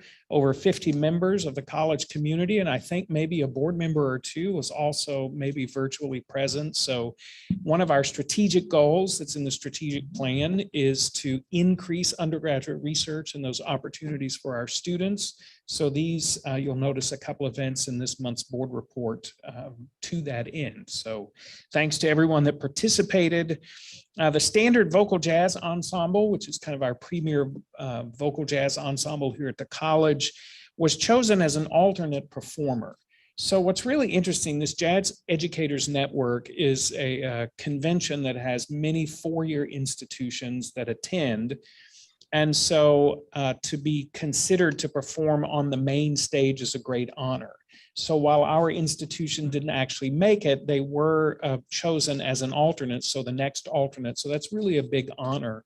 And if you look at some of the institutions that are at this, you'll see who they are competing against. So Juilliard is there, and University of Florida, and some schools out in California, and schools in Colorado. So it's just a really, really high pressure, notorious, that's not the right word, but it's high profile is what I'm trying to think of, high profile event. November 18th, we have a vocal festival. This is the second or third year that we've done this, and this group, Impact, is a professional jazz and pop a cappella group. So they'll be performing a concert. We will limit the seating, so about half capacity. We will observe all of our COVID protocols, but they will also be doing a festival where there will be some virtual as well as some in-person chance to have this group provide feedback to local high school and area choirs. So it's a great event. It was all virtual last year, so we're glad to be able to do some of it in face-to-face this year. We highlighted a former student from the audio engineering program I looked and his picture's on their website. So he's the new vice president of corporate events at this this Ironman Sound Industries in St. Louis, Missouri. So I always like to point out when we know some good things that our graduates are doing. We signed the FAME agreement. Dr. Moser, I think, probably presented on that last month, but it's the Federation of Advanced Manufacturing Education. We're the first chapter in Kansas, so be on the lookout for more about this. We're partnering with the Technical Education Center, and there's hands-on and classroom training, and there's a list of the companies that are involved at this point. There's some letters of support for our electrical technology program at Pioneer Center and some of the things that they're doing in the community. So I think that's a really great thing. 27 Kansas state legislators toured the Lansing Correctional Facility and our welding facility that's there on October 25th. So there's that date again. That was a lot happening that day. There's some pictures of the nail technology, some of the things that they did. I think these are really interesting. I probably won't wear them, but I think they're just really interesting nails and interesting art that's done there. So there's some pictures for that program. Health professions, Dr. Bohm, it's accreditation season. So I don't know, she was telling me all the accreditation documents that she's going to have to write next spring. So I don't know whether to say a little prayer for her and her division or just think, you know, they have a lot of accreditation things that are coming. The Nursing Initiative Grant, which we received, this was the first year, I don't know ever, but in a long time that we were able, because of our increased pass rates, to apply for a larger grant. So these are some of the things that we're doing with that grant, and we'll continue to do more. We were able to hire a new person with that grant. So we're, I think, onboarding her soon. So congratulations. We're doing some in-person pinnings again. We did this last year. I think it was the first thing that we really did as a group on campus. And so we're going to continue it. We've upped the attendance, so we basically doubled it, but we're still keeping it, you know, that the field house seats about 1,700 people. So we're going to keep it under that 500 number, but we're very happy that we could work with them to do that. I think it's an important thing for our students to have. So thank you very much. Dr. Moser and I and the campus police and a bunch of other people have been working on that. The Workforce Innovation Conference was held in Wichita, and we had some presentations. There was a presentation about FAME. I want to shout out to Professor Chris Ball, who received the Best Teacher Award at this event. She's in our Administrative Office Professional Program, the coordinator of that program. Our students continue to volunteer, so you'll see the Enactus students volunteering for Catholic Charities of Northeast Kansas. There's some kind of fun signs about the importance of proofreading there, one of the classes that our students get to take. Dr. Watkins, so if you remember a few years ago, a lot of our faculty were able to go through AQ training. So they learned a lot about active learning techniques, which we see we still have some work to do, but we're improving on it. So that's good. So Dr. Watkins is continuing in one of those trainings, and it's inclusive teaching. So there's a lot of work that we're doing here at the college, and we're working with our new Center for Equity and Inclusion on inclusive teaching practices and inclusive syllabi and so forth. October 25th, we had a United Nations Day celebration. So congratulations for them. Not congratulations, but just notice that Dr. Ozegovich took her psychology class to see the Auschwitz exhibit that was downtown. And so it gave them an opportunity as they were studying kind of that famous Milgram experiment on authority. And so it was really an interesting way for them to tie that in and to see that. A lot of pictures here. Well, there was another psychology club poster presentation. So a follow-up to that honors research area. So the students are going to get to do a poster presentation on some of their research. At this point, just because of logistics and everything, it's only going to be for those students, but I wanted you to see that that is happening, kind of a follow-up.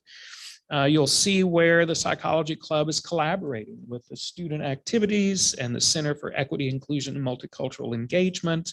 And there's going to be an interesting event where they discuss the matriculation of the Wyandotte Nation from Ohio to Kansas. And that there's a statue on the campus commemorating this, I think out there on College Parkway. I lose track of my directions in here, but I think over there. So that's a really interesting, opportunity for them. So that's it, just to point out some highlights of things that are going on in the academic affairs area. And I'll talk more about the HLC visit in my update later on, but I'll entertain any questions. Like you said, a lot of good things going on, but I do want to recognize the social and behavior, well, that was where the area is, but the Psychology Club and student activities for their United Nations Day. That's very important. We did have an event called Global Celebrations years ago, where we recognized the different cultures and our different students that were from the different countries. We had them participate. And so to see that something similar to that, because to me, that speaks to inclusion to the students. You may be international or you may be from another country, what have you, but it just speaks to that. So kudos to having that event. Thank you. Other question or comments? Really good report. I really enjoyed the proofreading pictures. Yeah. I thought I would Yeah. sneak those in there. That was a good laugh. It's a pet peeve of mine. I love it. Need a motion to accept the report. So move. Second. Been moved and seconded. All those in favor say aye. Aye.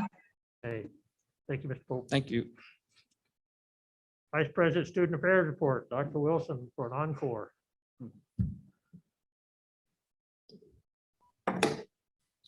I'm back. But I think I'm going to sit down because everybody has covered most of my stuff. As I was sitting there, I started scratching off. Don't need to mention this. Okay, so I'll start with student housing. We're excited to announce that all of our students are out of the hotels and back into student housing. So thank you to the hard work of everybody and making sure that our students were able to stay safe. We currently have about 90 students who are back in student housing. We're only really using about half of the apartments that we have. The students are being, there are about 4 students per apartment right now. Some of the students throughout this process were local and decided to go home.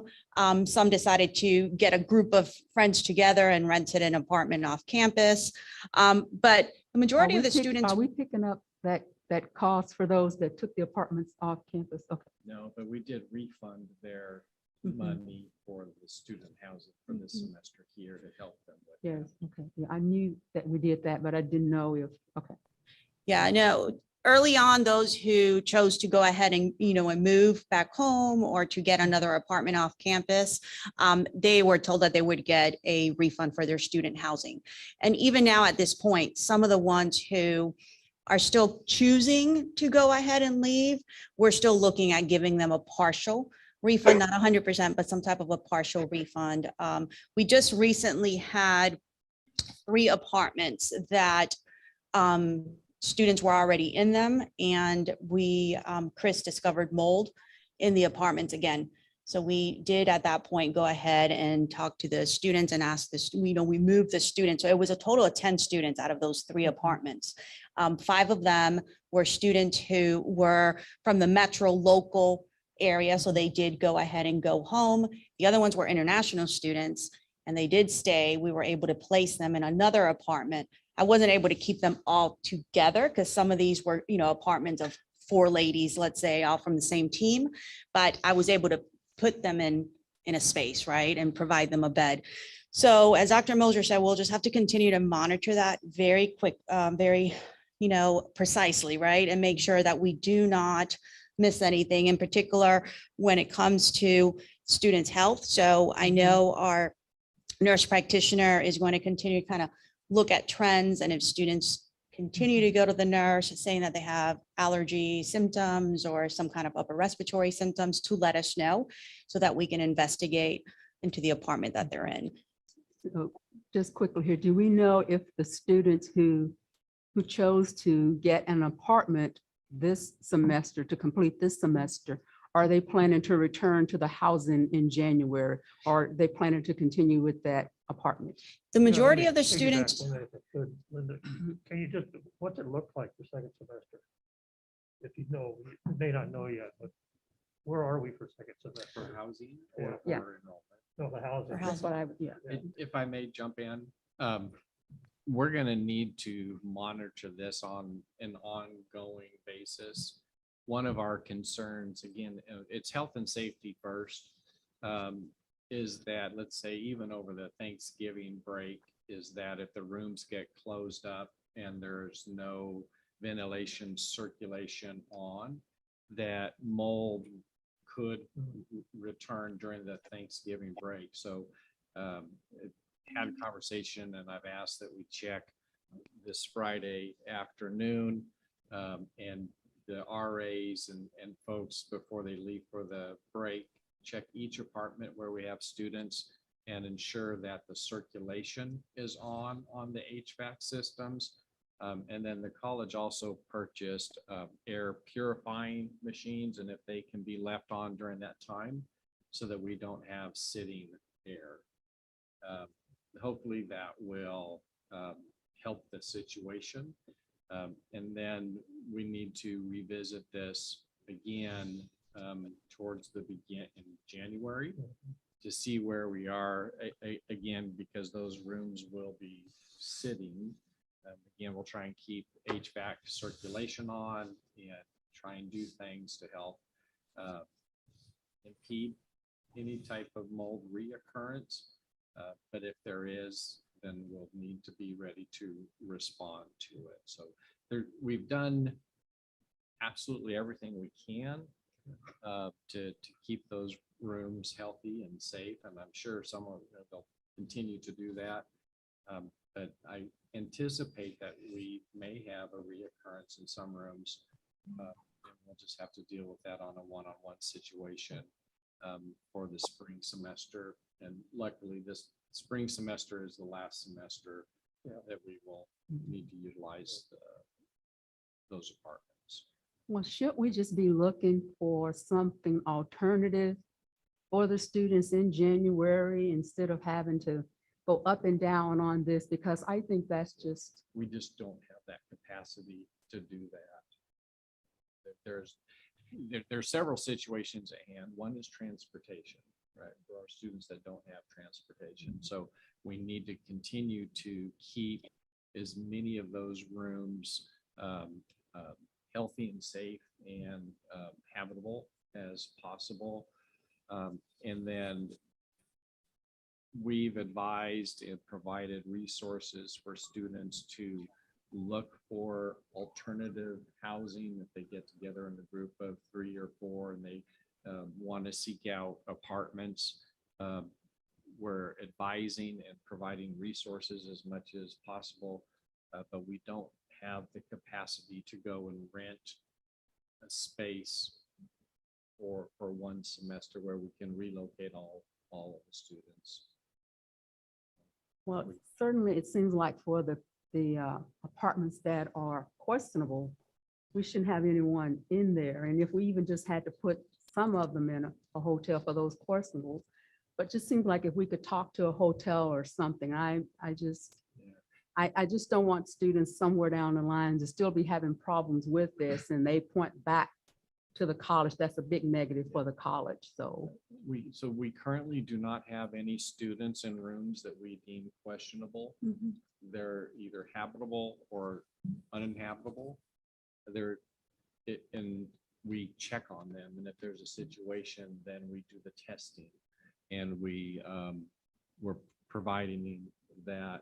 But again, the college just does not have the capacity to put students up in hotels for an entire semester at the cost.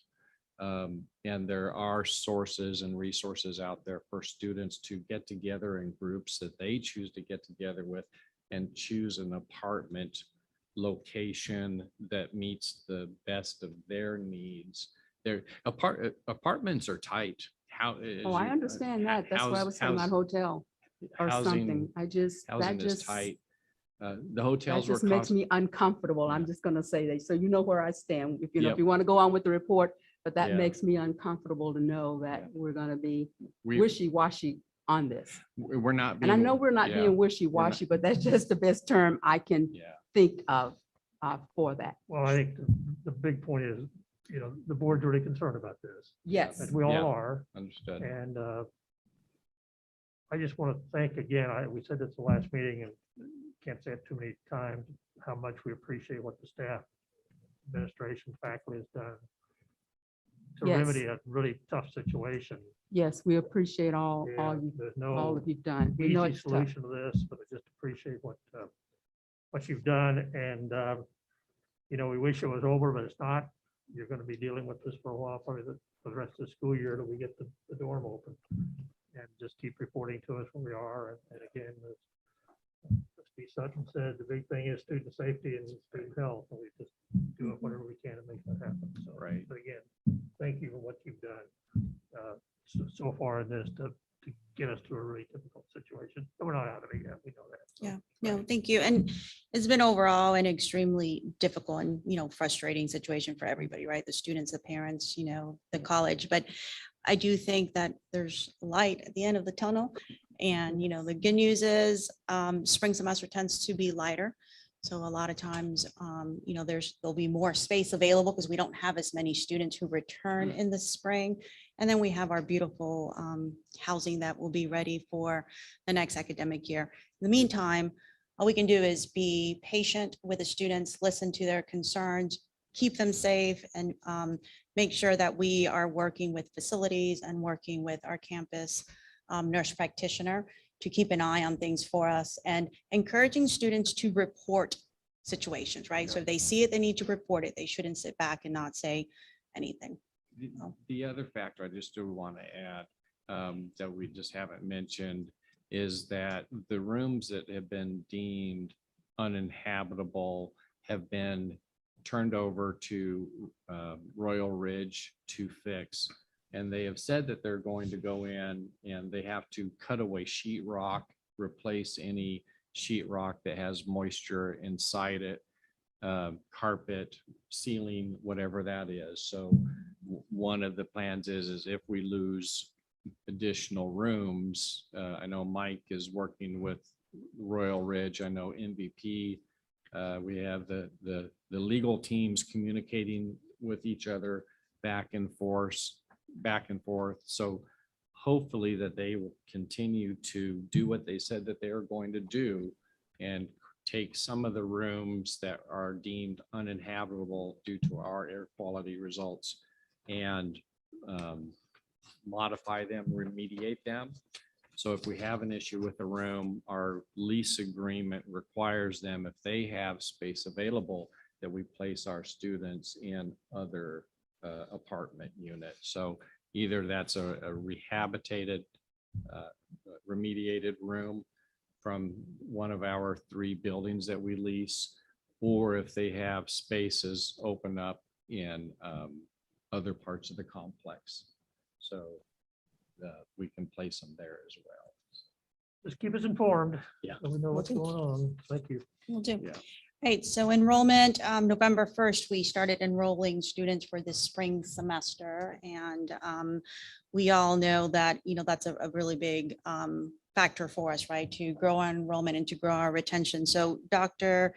Terry has started to list enrollment strategies on the report for us so that we can get an idea of some of the things that, their area is doing to help with our enrollment. So I'll just highlight a couple of things. We are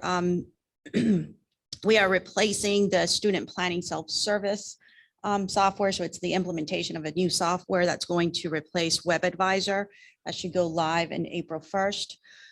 Like always, there's a couple little glitches here and there, but hopefully we'll be able to get things figured out. And it would give our students just an easier platform to be able to enroll for their courses and to look at available courses for the semester. We're also doing a text messaging communication plan using Signalvine.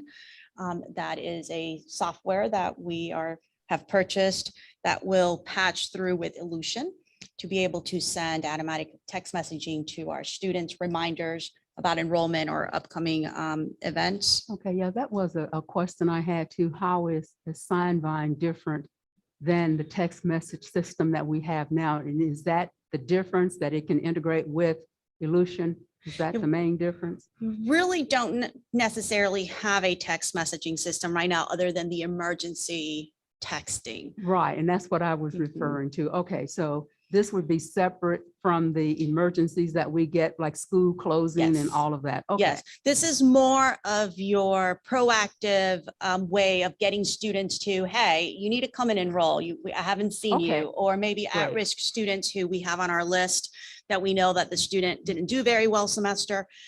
A good way to communicate with them by their advisor reaching out by text, because a lot of times they don't check emails. Okay. So completely separate from the emergency texting system. Thank you. Some of the other things we're doing is looking at vendors that we can use for career services to have an online job posting portal. We also had 183 early assist forms submitted by the faculty in fall of 2021, and that number has really increased compared to last year. So I think there was a session that was done at the beginning of the semester to kind of get our faculty and our staff pumped about submitting early alerts. And I think Dr. Terry and his team, Andrika, Sean Jarrett, all hosted this session. And I think that provided an opportunity for the rest of the college to really understand what is early alert, how to use this form, what does it mean? And they have really started to use it. So that's a good way to reach out to our students when they're in trouble. Actually, one of the questions on the SESI, and I don't have it with me, but one of the questions on the SESI was, does someone at the college reach out when you are struggling? Right. So I need to go back and see how we did on that and potentially consider some of these, we were talking about at-risk students and what are we going to do for at-risk students? So the early alert form, the text messaging, the student planning, the self-service are all things to help those students. Could you, another meeting, not tonight, but we've had several conversations about that early alert system. Could somewhere along the way, could you give us another report on how that's working? Yeah, Or, absolutely. Are we using that? We should be using it. Yeah. Somewhere down the road. Yeah, Something absolutely. urgent to We'll do. put it on the list of Board of Trustees presentations. Thank you. Thank you. Downtown Wyandotte location, we are offering, it's already being advertised that we're offering GED courses. We have that on the schedule. We need to work with the academic division and see if there's a possibility of offering some academic courses or some administrative office assistant type courses, which were offered in the past. And then work on a marketing plan with Tammy's area and the admissions office to make sure we're getting that information out there. We already do little things like it's on the website, and Nora, who's our coordinator for that area, does go to events, but I think we really need to step it up. So we just spoke with Tammy's area yesterday, just notified Tammy's area yesterday that we want to sit down and come up with some kind of a marketing plan to make sure we're promoting the services there. This semester, we did offer courses there, but they didn't make. So a lot of it too was, probably we weren't advertising very well. So we're going to try to see if getting the word out more will help. The other interesting thing that we're doing is the Blue Devils Early College Academy. So we have on the schedule a couple of classes where high school students will come to campus next semester. Language, so like Spanish 1 is one of the courses we're offering, some of the Psychology 101, American Government. So those are some of the basic courses that high school students would typically take. Some of them would take it at the high school. So we're trying something new and offering it here on campus with our instructors Okay. as a trial. Okay, I was wondering when you had the question, was it going to be on campus and who's teaching? So Mhm. on campus, our instructors, how are they going? I see some of the times like 8 o'clock. Mhm. How does that intermesh with their high school schedule? I mean, who's providing the transportation for them to get here and then to get back to their high school safely? Right. So I'm not sure about the transportation, so I'll let Dr. Terry answer that part. But I do know that early on, they spoke with the high school counselors to kind of see what was a good schedule that would work for, the students and what type of classes that they needed. So that's how they created the schedule. And then Dr. Terry, can you share about transportation? So this isn't students that are going to tech. So Correct, sir. So these are other students. Yeah, So we're so not these able are- to offer every single course at every single high school. okay. And so this is not in lieu of the courses that we're offering at Tech or in lieu of the courses that we're offering at the high school. So these are opportunities for students to come together to make a course we'll make, and they can come from multiple different schools and locations. Now, specifically for the USD 500, the way that we worked it out with our academic dean partners and the school district is that those buses that are already taking the students to the Tech and dropping them off there will be able to stop by here and drop those students off. And then likewise for the pickup. And so it's just adding another stop down the road to those same buses. Now, students that live in some of the other districts outside of USD 500, we're still working with those school districts about the same type of thing. If they currently bus to Tech, that they would be able to also stop here. And then there's also the option for other students to be able to just drive themselves. Because the way that the schedule works, not all students might not all want to take all the courses. And so if they just take the Spanish course in the morning, for example, that we really struggle getting out to the high schools. If they want to take that foreign language class in the morning, but they don't want to take that next class afterwards, or if they've already taken it, then we want to provide an opportunity for them to utilize Learning Commons, some academic resources and support systems there, meet with an advisor, talk about transferring, things like that, and coming over as a college freshman once they graduate high school. So some different things that we want to provide for them if they're not going to take that second course. And then they can jump on the bus and head back.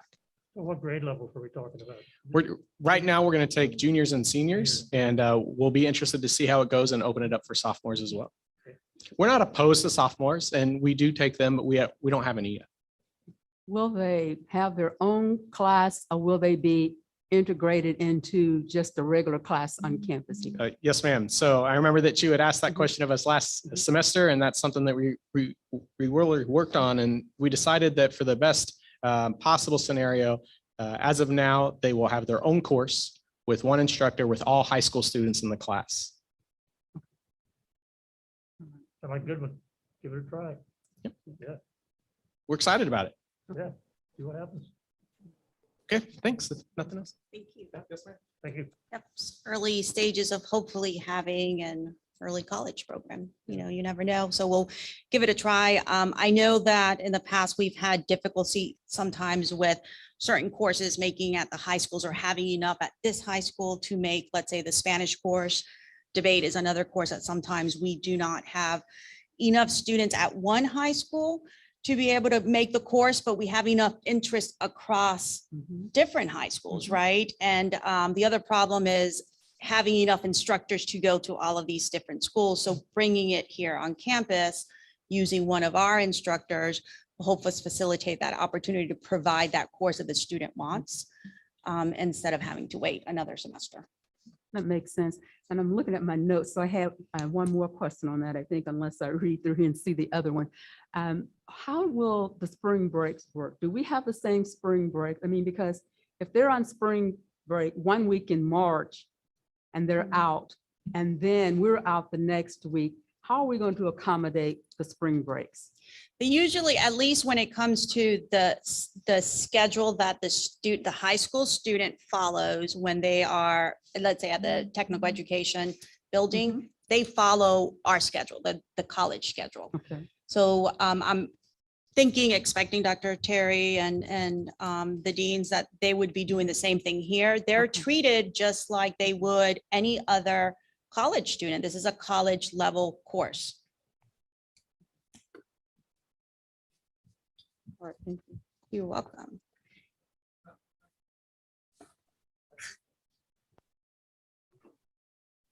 I see that there to your point in that question, one of the things that we're asking those faculty members to do for that week that those students are on spring break from their school, that they may not have transportation, or out of class assignments. So we have other things. We have our online Blackboard portal. There can be a reading assignment, a presentation they have to put together, or different things like that. And so those are things that we thought of how we could help work with the students who aren't able to have transportation during that second week of that spring break.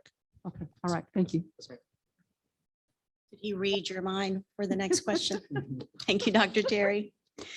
All right, and then the last thing that I want to mention is the Blue Devils Food Pantry. So I appreciate the generous donations that we got. I know Linda and her team also appreciates it, and so do our students. That is a highly, highly used service.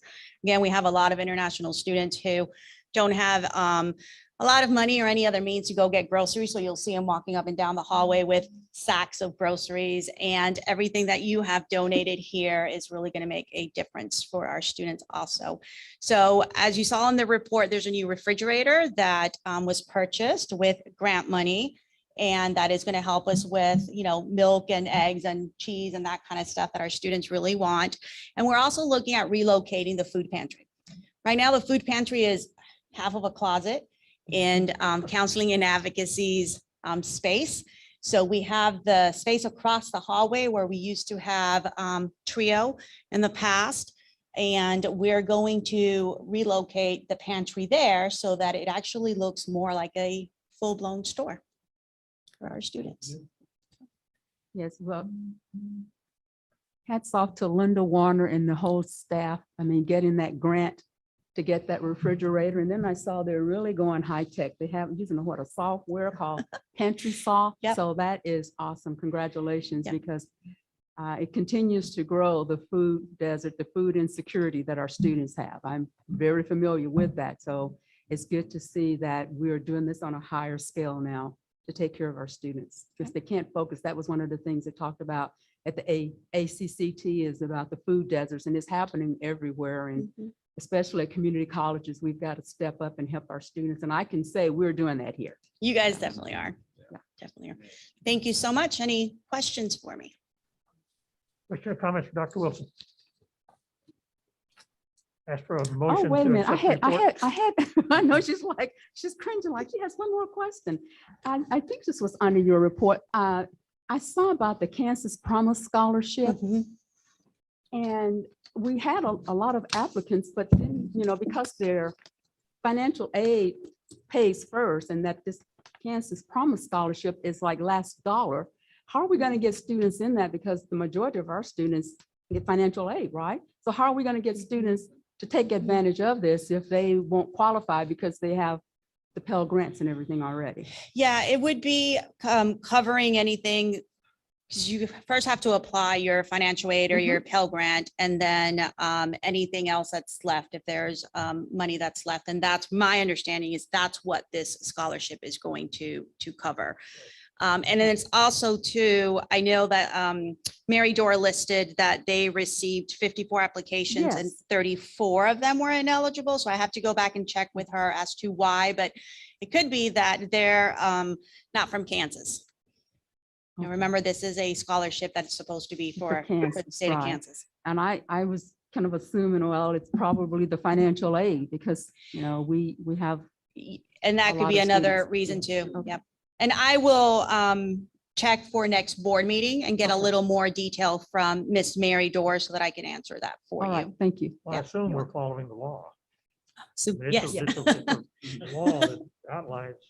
Yes. And that's what you got to follow. So I'm assuming we're just saying because this is how the law was written, these students aren't eligible. Right. Yes. And we're not assuming, we are following. We are the law. following. Yes, we are following the law, and we're saying, hey, this is available, but then they don't qualify because they already get financial aid. That's what the law calls for. Right, I know, Or they're not But- in high school. but we have a sign out there somewhere advertising that, and so I'm just thinking. Yeah, I'd like to have more. You're Yeah. right. Yeah. Yeah. Thank you. Thank you. I Did we move get a that we motion? accept her Yeah, report. thank you. Is there a second? Second. Been moved and seconded to accept the report. All those in favor say aye. Aye. Okay. Thank you. Vice President, Strategic Initiatives and Outreach Report, Dr. Fortunic.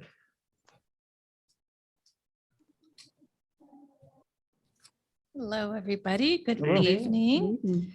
I can barely see you over the screen. I'm so short. Before I kind of go over my report, I'd like to just for a moment, if I may, introduce you to Chris Green. She is our new Executive Director of Marketing and Institutional Image. I included her bio in last month's update from our department, but she's here in person. Can I bring her up just for a moment to say hello? Please do. Yes. Hello, thank you so much. I enjoy being here. Thank Nice you to for meet being you. here. You heard my bio last month. I've worked in higher education for over 15 years, and I've been here a little over a month and digging in, so I'm enjoying it a lot. Welcome. Very pleased to have you. Thank you for being here. That was funny. Okay, so I am really happy to hear a lot of the things I was going to talk to you guys about tonight. Others have already mentioned in their report. So I think that really speaks to how we have really embraced across campus collaboration with all of our activities and events and initiatives. So I'm super happy that I'm hearing that more and more and more every month. So just anecdotal. And one thing that we have mentioned tonight a few different times was the topping out ceremony of our student housing. So I do have, if you haven't seen it yet, the video that we produced for the topping out. It's about 2 minutes. And if I could have Randy and his team cue that.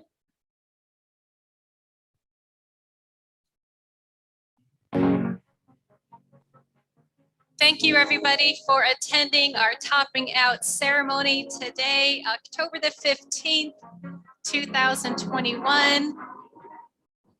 We're absolutely delighted to be part of the dorm project here.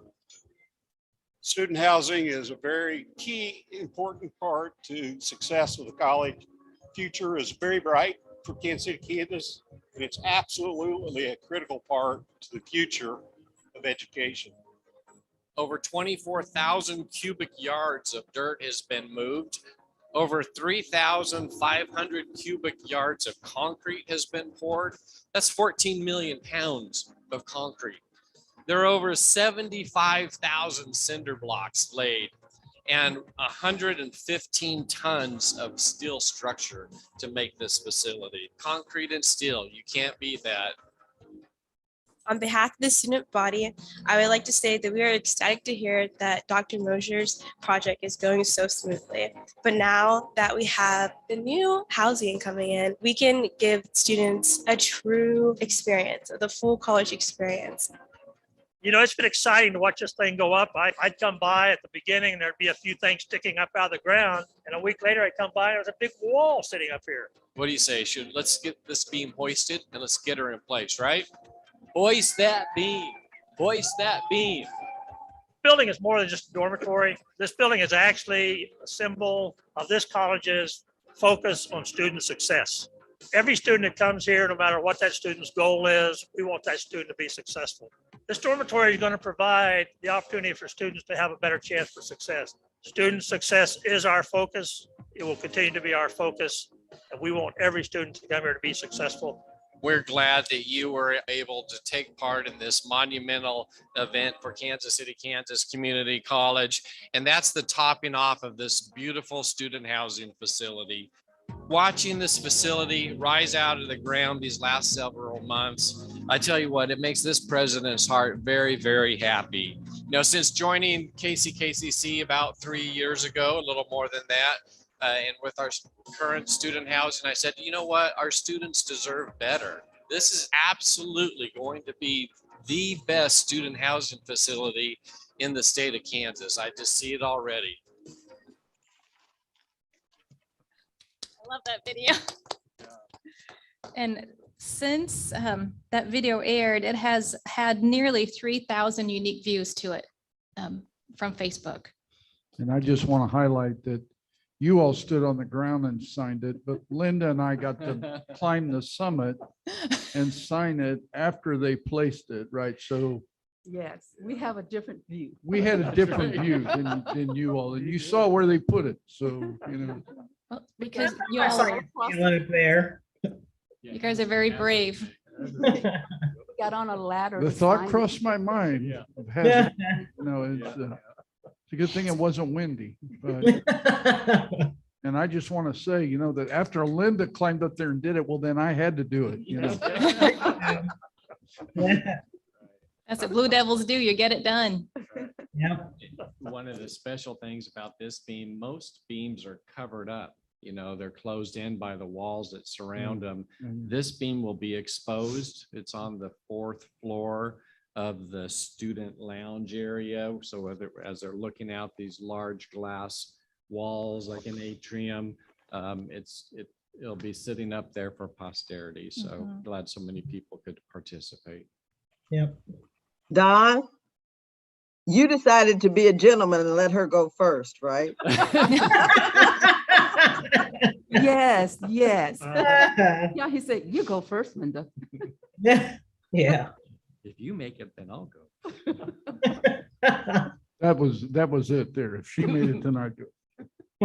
Picture that, do we? Somebody does. Rissela, I think. Rissela took some pictures. Rissela's got a picture of it. All right. Actually, Linda and I may have it. She got it on our phones, maybe. I might need to get a copy of that. Yeah. Yeah. Great. Okay. Very good. Okay. In October was Hispanic Heritage Month, and we were able to partner with KSHB, KMCI, and Bounce TV to be their official sponsor of Hispanic Heritage Month. And because of that, and I believe last month I shared with you this month I shared with you what that looked like, how it was branded on those 3 stations. And out of our partnership, we received over 28,500 impressions of us being the sponsor for that month on those 3 stations. The highest station where that was aired was Pluto, which is the unplugged, TV that folks are watching just virtually on their phones, on their laptops, wherever they're traveling. NBC, AMC, and the Cooking Channel. Those are the 4 highest channels that saw impressions of that sponsorship. So I was really excited to see that. We also are producing some new radio ads, pushing for spring enrollment. So we'll be running ads. We started to run them about 2 weeks ago, and we will go up to the last Friday prior to classes beginning. And I believe Randy has a copy of one of the radio ads that is currently running. We will be changing those out about every couple of weeks to keep them fresh. Pursue your passion at Kansas City, Kansas Community College today. Don't wait another minute to enroll. They offer affordable, in-demand programs with a flexible class schedule that is sure to fit your life and finances. See if you qualify for additional grants today. Learn, lead, achieve at KCKCC. Call 913-288-7600 or online at kckcc.edu.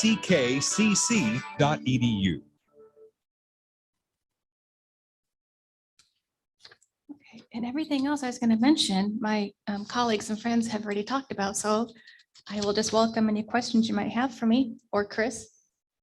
Question or comments? Hearing none, ask a motion to accept the report. So moved. Second. Been moved and second. All those in favor say aye. Aye. Nay. Thank you, Dr. Okay, Sunick. thank you.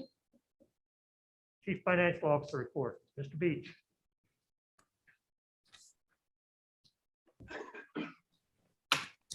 Thank you. It's great to be here with you this evening. A lot of what I had to report is yet to be had on the agenda or has been reported on. So in the interest of time, I will keep those remarks out of my report. You have them written in my report in front of you for you to refer to. One of the biggest things we did this last month or over the last couple of months, we've reorganized our facility services department in order to be more efficient and provide a better communication, bottom up and top down management and communication process. And through that realignment, we basically took what was the assistant director's position, which had about nearly everybody in facilities reporting up through that one single person. And moved it into more of a managerial role, a maintenance managerial role. And then we moved our custodial foreman position and moved it into a custodial managerial role, which stayed at the same level. We just renamed it. And then we created a position for our grounds and other operating aspects of the departments. Now we have our maintenance people reporting to a maintenance manager, and custodial to custodial, and all of our other grounds and operational people reporting to another manager, which just makes for a better efficient reporting structure, informational flow structure, and being able to manage projects and get things done. As part of that restructure, we posted these positions and got some good responses to them, some of whom were internal candidates. And I'm pleased to announce that internal candidates were successful in being able to interview and achieve these positions. So I'd like to give a shout out to them and congratulate them for these efforts. So as the maintenance manager, we have Lou Alfonso, who was part of our maintenance team prior to this restructure. As the custodial manager, we have Zach Slater. And as the grounds and services manager, we have Sean Swaby. And so congratulations to these individuals. They hit the ground running, and that was one of the great benefits of having internal candidates who are successful in the interview process, is that they were able to just jump right in and hit the ground running. A couple of these individuals were already filling the role of interim, so they really could hit the ground running once everything became final and official. So we're grateful to have them on board. They're doing a great job and stepping in and already leading their teams across the college to be more efficient. Our bookstore continues to do great things. We had a good month in October with some good improvements of about 16.5% improvement in revenue in the bookstore over the same month last year, which is a good thing. They also continue to do a deeper dive into the inclusive access program, which is digital textbooking. So they're having a lot of conversations with publishers and faculty and other institutions to gain a greater understanding and knowledge as to the benefits that inclusive access can really provide our students, and then going out and promoting it across the college. This will eventually, the hope is to solicit greater participation on campus from faculty, which will eventually allow the cost of textbooks and other educational materials to be significantly decreased for our students, because the enrollment into that inclusive access is less than purchasing multiple textbooks. Our central scheduling continues to do great with scheduling events on campus. Despite COVID, we're not doing near as many events as we used to, but we are still doing a lot of events here on campus. And of course, our facilities crew doing a wonderful job managing projects. It's really interesting. One of the unique things we've experienced here, especially over the last couple of months, 3 to 4 months, as you probably heard and read and maybe even experienced in other organizations or in your life, these supply chain interruptions that are going on, and they are affecting some of these projects. And so our facilities crews are doing the best they can to efficiently and effectively manage projects that they get started, and then they run into a supply chain issue. And so then they have to leave the project and go and turn their attention to another project. They're not sitting by waiting for materials to come in. And so consequently, we have a lot of open projects, more than we've ever had before in the college on a month-to-month basis. And these teams are doing a great job, I think, being able to effectively manage those projects, bring them to closure as quickly as they can, but be able to also leave them and pick them up and leave them and pick them up. And while that's not necessarily in the long run the most effective way and efficient way to run a project, our facilities crews are doing a fabulous job and doing everything they can to further these projects and further the work that needs to be done at the college, despite the interruptions in supply chain relating to materials. So hats off to them and to Chris and all of his team for a great job that they're doing.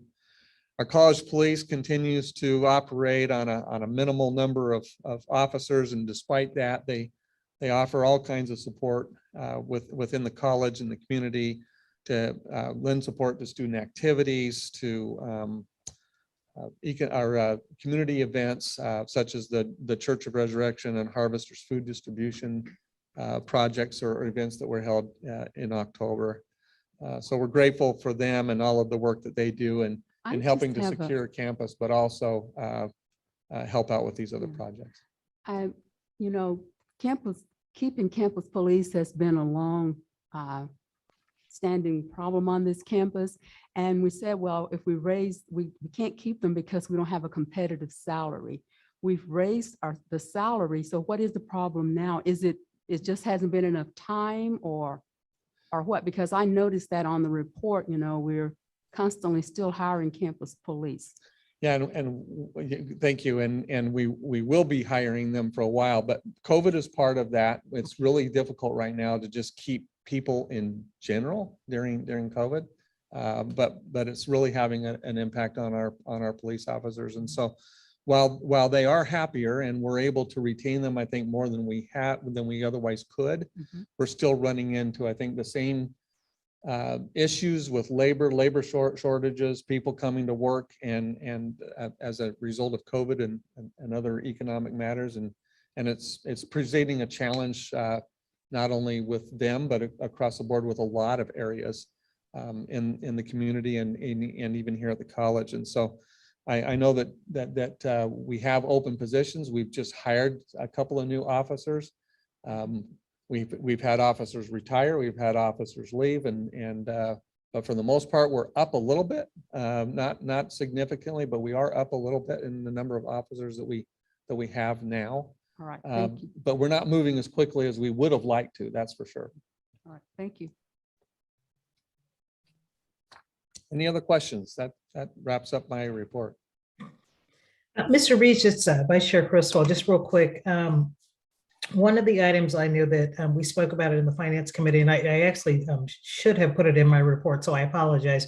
But if you're looking at the recommendations for payment for, excuse me, for item B, and we're looking at number 8, could you walk us through this is the information where we paid $951,000 to P1 group. And I wanted to, if nothing else, just bring about some clarity on what happened and why we're doing this. And, just really provide some context to this, because when you see $951,000, it's like, oh goodness, but it's necessary. And I know Mr. Beach, you have the expertise in the background on that. So could you give us just a little bit of clarification on that? I know we already talked about it in the Finance Committee meeting, but just for the rest of the board, just for their benefit as well. Yes, thank you. I'd love to. I was all prepared to jump up when you got to the consent agenda because I really thought that there would be a period of time where, is there any questions or comments? And there wasn't. I went, okay, well, I'm safe. So thank you, Trustee Criswell, for putting me back on the hot seat. I appreciate that. No hot seat here. No hot seat here. So yeah. That item number 8, $961,000 project. The short of it is this is a BPU project to replace transformers, 3 transformers that we have here on campus that they've far outlived their useful life, but they still keep chugging along. But they are posing, as they continue to get older in age, they continue to pose a safety and reliability threat to the institution, and BPU knows that. And so at their cost, they're coming in to replace the transformers themselves.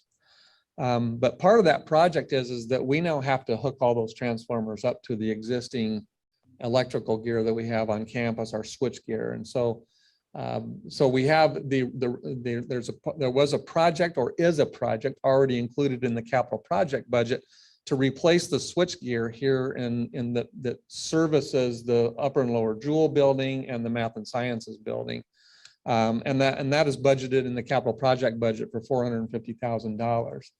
And so the additional money of $500,000 that we weren't counting on, we do have sufficient budget. Fortunately, even though it wasn't an identified project, we do have sufficient budget in the capital project budget to cover those monies or to cover those expenses. But the biggest thing here is just letting everybody know that the conduit and the cabling and the switch gear and everything that goes with being able to swap out some of our own aged and unreliable information is a critical component of this project, and makes sense for us to do it now rather than later. It would be I guess tragic, for the lack of a better word, to have BPU come in. I have no idea what these transformers cost, but I can only probably imagine and put a brand new transformer on our college campus. And then all of a sudden we try to go in and hook into it and we can't, and we have a real crisis on our hands. And so we just felt that it was a lot better to go ahead and bring this project up, bring it online, go ahead and budget for it, if you will, and go ahead and do it in connection with this. So I'll entertain any other questions on that if anybody has any other questions, but it was something that we brought up and discussed at pretty good length with the finance committee. And to Trustee Criswell's credit, she did leave me a note saying, please have a discussion with the board about this. And I was planning on it, but so I'm glad that she gave me the opportunity to speak on it. So.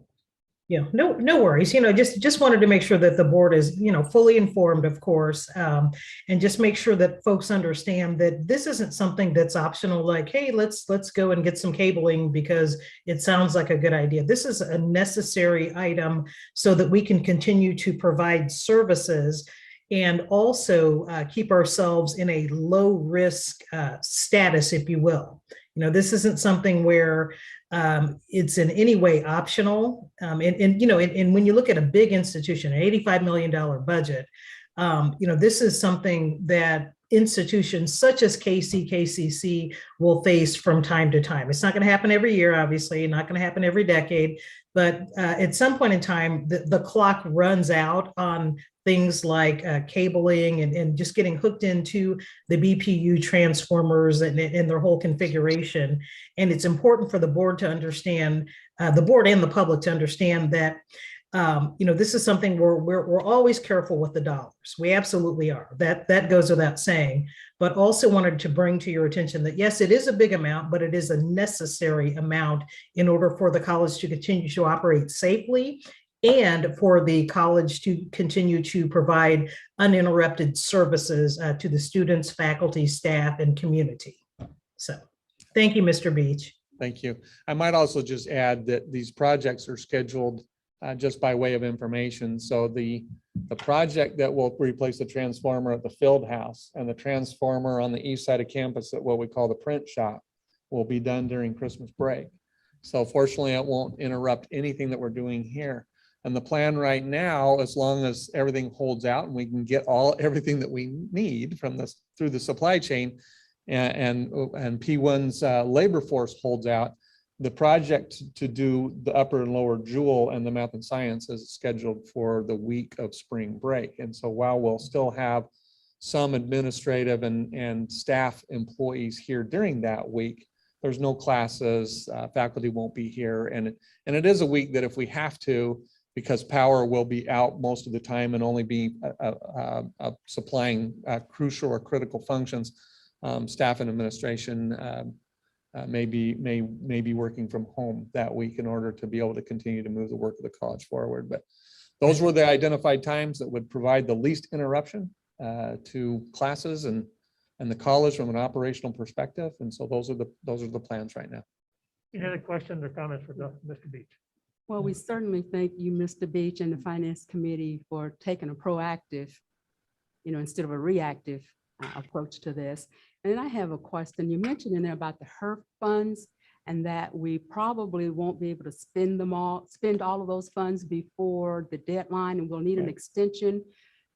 Is there any guideline? You said that you don't know if you're going to get the extension until after you apply. Are there any particular guidelines that you have to follow? Sure, there's some kind of mechanism they have to decide who will get the extension and who will not.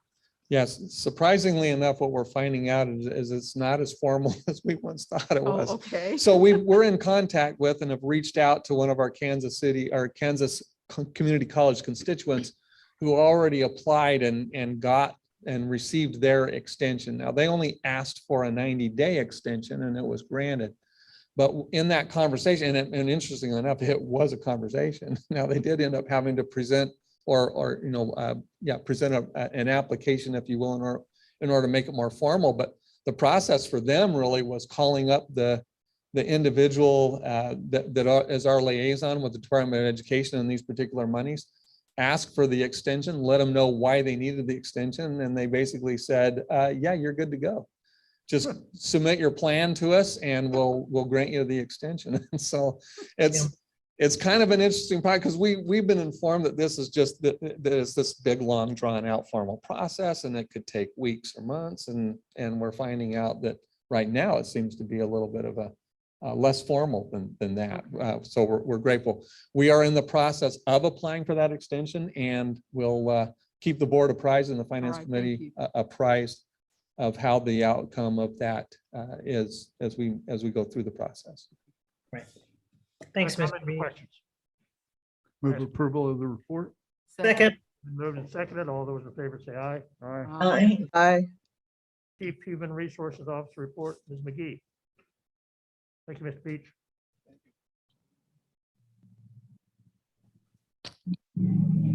Good evening. Good evening. Well, I will go over my report this evening. I just want to again speak about the position redesign and HRIS update. So we are nearing the end of this project. We are still working on the redesign for all positions as well as time entry. This month, we have also layered in the leave management system. So we are transitioning from web advisor to self-service. So my team is working really hard in manually entering and making some changes to our system. So I really want to take this opportunity just to shout them out and then also just thank them for all of their help, support in getting this project done. I think it's crucial for HR, but also the college. And so I really want to send a special shout out to them and thank you for all of their hard work, because they're doing this on top of all of their other responsibilities and trying to manage any of our internal and external customer issues or questions. And so I do want to give a strong thank you to them. We're doing it also while we're down 2 people. So I just want to recognize all their hard work. And pass along to them the thanks to the board also. Absolutely. All the hard work they've done. Tell them how much we appreciate that also. Absolutely, I will do that. So with that being said, we are also in the final stages of hiring our HR specialist and our talent development manager. Our talent development manager will actually start on December 6th. So we are excited to bring a new individual on board and start strategizing regarding our professional development offerings and also tying that into our strategic plan as well. We are also continuing to work on streamlining and updating just our onboarding process, new employee orientation, so that our new employees have a good experience when they're starting off at the college. And so one of the things that we want to do as a follow-up and that we do plan to do, I'm hoping to do it in December, but there's a lot going on in a short time frame in December, but we want to continue to improve upon the services that we are offering with related to new employee and onboarding. And so a part of that, I spoke last month, that some of what we received in the employee satisfaction survey, specifically there were our lowest satisfaction scores out of the top 5 had to do with onboarding and hiring process. And so we want to start having some, as a follow-up to that, some listening sessions to get a really clear understanding of employees' concerns, or at least those that participated in the search, so that we can improve upon that process, because that information is very general at this point, but we really want to drill down to the specifics in terms of what we can do better.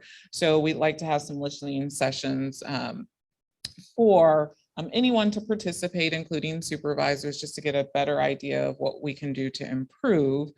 And we're also still working with the Employee Relations Committee to identify the topics that we want to focus on from the exit interview survey and working on questions. So we've started identifying and drafting our questions that we want to ask of individuals that participate in the focus groups, but also identifying how we are going to group individuals together in those listening sessions to get the best information that we can, but also not just focusing on specific problems or issues, but we really want to pull out of that group, what are some outcomes? What can we do in order to improve those satisfaction scores, but also overall employee engagement and morale?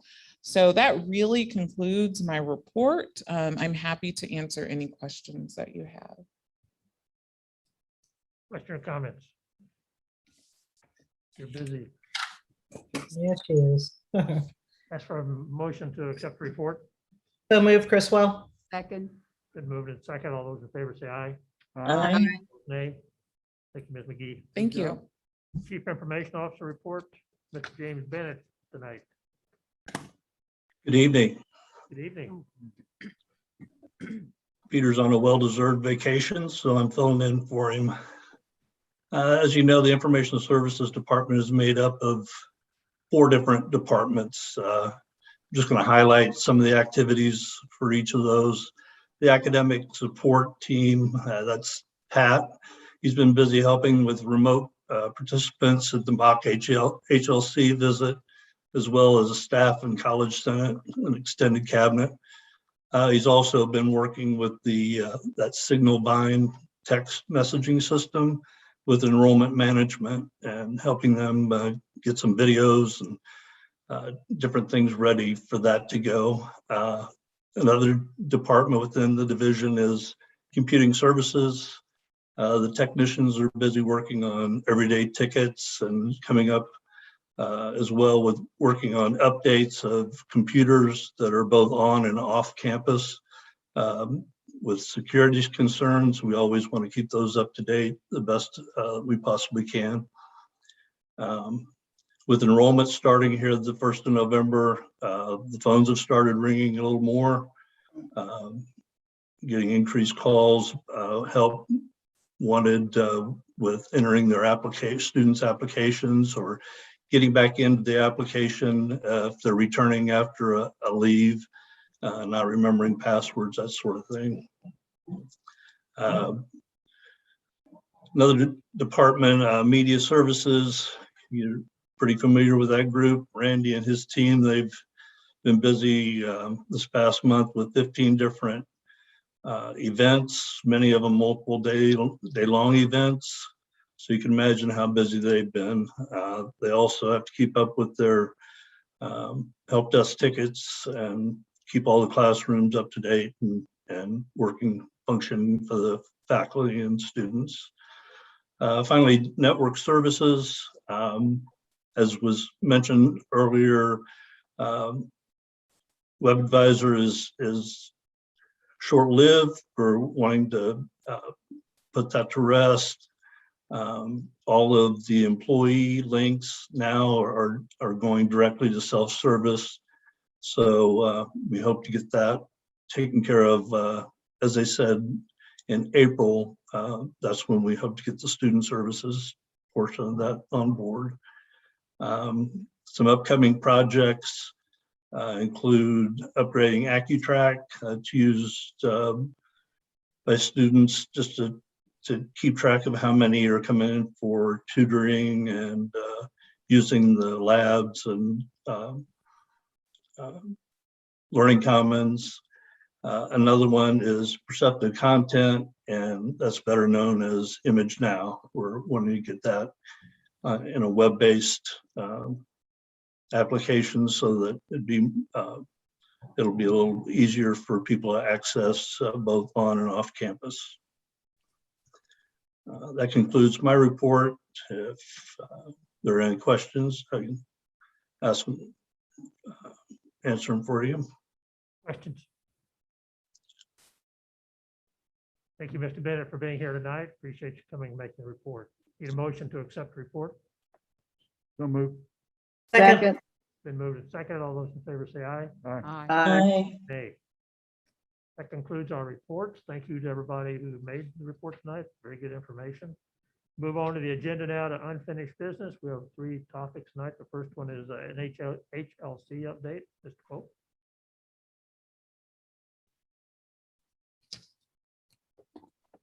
In the interest of time, I will only report for about an hour. Sounds good. Order out pizza. Yes, we'll have pizza. So just some brief things. As I mentioned before, we had a mock visit on the 25th, and I told you a bit about that, and I know Dr. Mosier shared an update. I'll just say that it was a beneficial event. I joked or remarked last month that we chose 4 presidents because we knew that they would probably not be afraid of making their comments known or their feelings known, and that was the truth. So that was really a good thing for us. So that was really that was helpful. We received a lot of feedback kind of in 2 areas. One, we received feedback on an argument. As we knew, criterion 4 and 5, where we needed the most work, we got the most substantive comments and feedback. And Dr. Bohm and I and our assessment director, Dr. Goodo, and Dean Brewer, and a number of people have been really working hard on criterion 4. And the 2 of the reviewers, well, Dr. Jones, we're going to continue to work with her, but also another reviewer volunteered to read the argument one more time. And after that work, they said, okay, this is much better. This is very strong. You're in a good position. Here's some things that you might want to add and consider. So that was very valuable feedback and very helpful. The other thing that we noticed or we learned from was kind of the setup of the meeting. We ran it as a hybrid meeting. I've heard from the team that visited as well as from our own participants that it was sometimes difficult when you were virtual to know when and how to chime in. So one of the takeaways that we had was that we want to make sure that people who are leaders in the particular areas will be in the room where we host these events, and then we'll have support, virtual presence. So we're working real hard to make sure that happens. And then to focus on telling our story. So just making sure, because we've done some wonderful things at this college since our last visit to address the concerns that the team had at the time. We just want to make sure that we have it in the argument so they can see it, but then when they're here, we can support what we put in the argument. So we're going to work very, very hard to do that. Some of the things that we're going to do are scheduling some campus meetings. We'll have our first one on December 1st, where we will kind of share this feedback, share some plans for what we're going to do, but also get some brainstorming perhaps about some things that we might be able to add to the argument to improve it. We'll have an update during the welcome week. We'll have a professional development day. One of the things I noticed is, of course, I'm so deep into this, I think that everybody knows what HLC is and what accreditation is, but we do have new employees all the time. And some of those employees may or may not be familiar with the accreditation process or our accreditor. So we're going to have a brief session for those who just want to know what it is. And then we'll have 3 sessions in February where we will do criterion 1 and 2, 3 and 4, and then 5.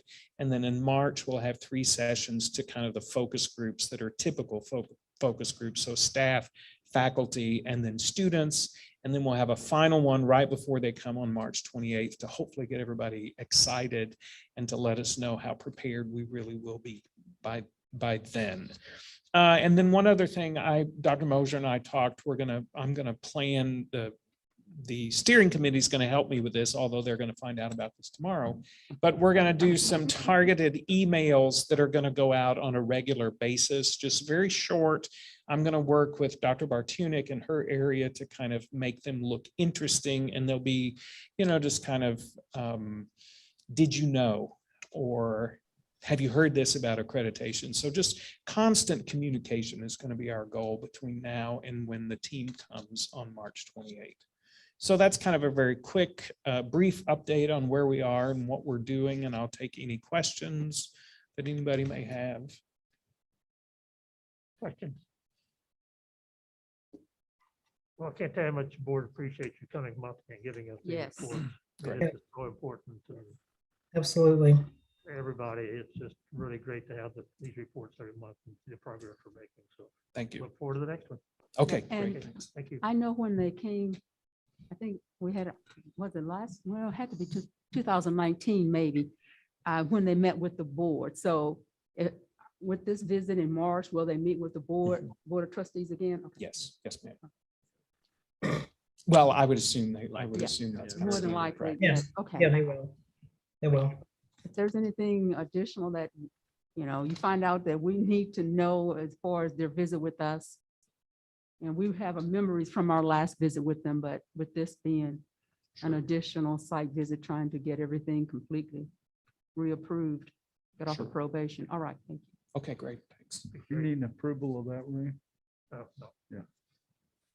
Yeah. Next one is a resolution. Dr. Mosier. All right, thank you, Dr. Daniels. You may recall, as we are working towards diversifying our funding sources for the construction of the downtown facility, one of the approaches that we wanted to do is to seek EDA grant dollars. That process in May, the board signed a resolution stating that we would match the funds that we were requesting from the EDA. At that time, it was $3 million. Then ARPA money came around and it got moved around a little bit. So we're going to go ARPA. I'm sorry, we were going to go EDA traditional.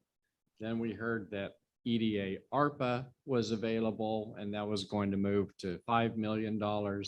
And then EDA got just inundated with ARPA requests. So now there's more requests than anticipated. So they actually lowered the dollar amount.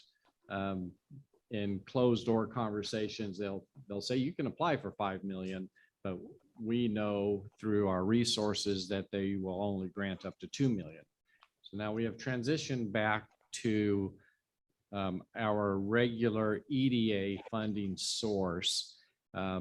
With that, because of the competition that is out there for funds, when we submitted our draft documents to the regional directors out of Denver, Colorado, Mr. Mark Workman and his colleague Dan, one of the things that they provided input on prior to our official submittal is that we increase our match slightly. And the purpose for that is the construction only cost of the automation engineering technology lab and the commercial construction technology lab. Again, construction only is $6.8 million. So we are asking the EDA for 3 million.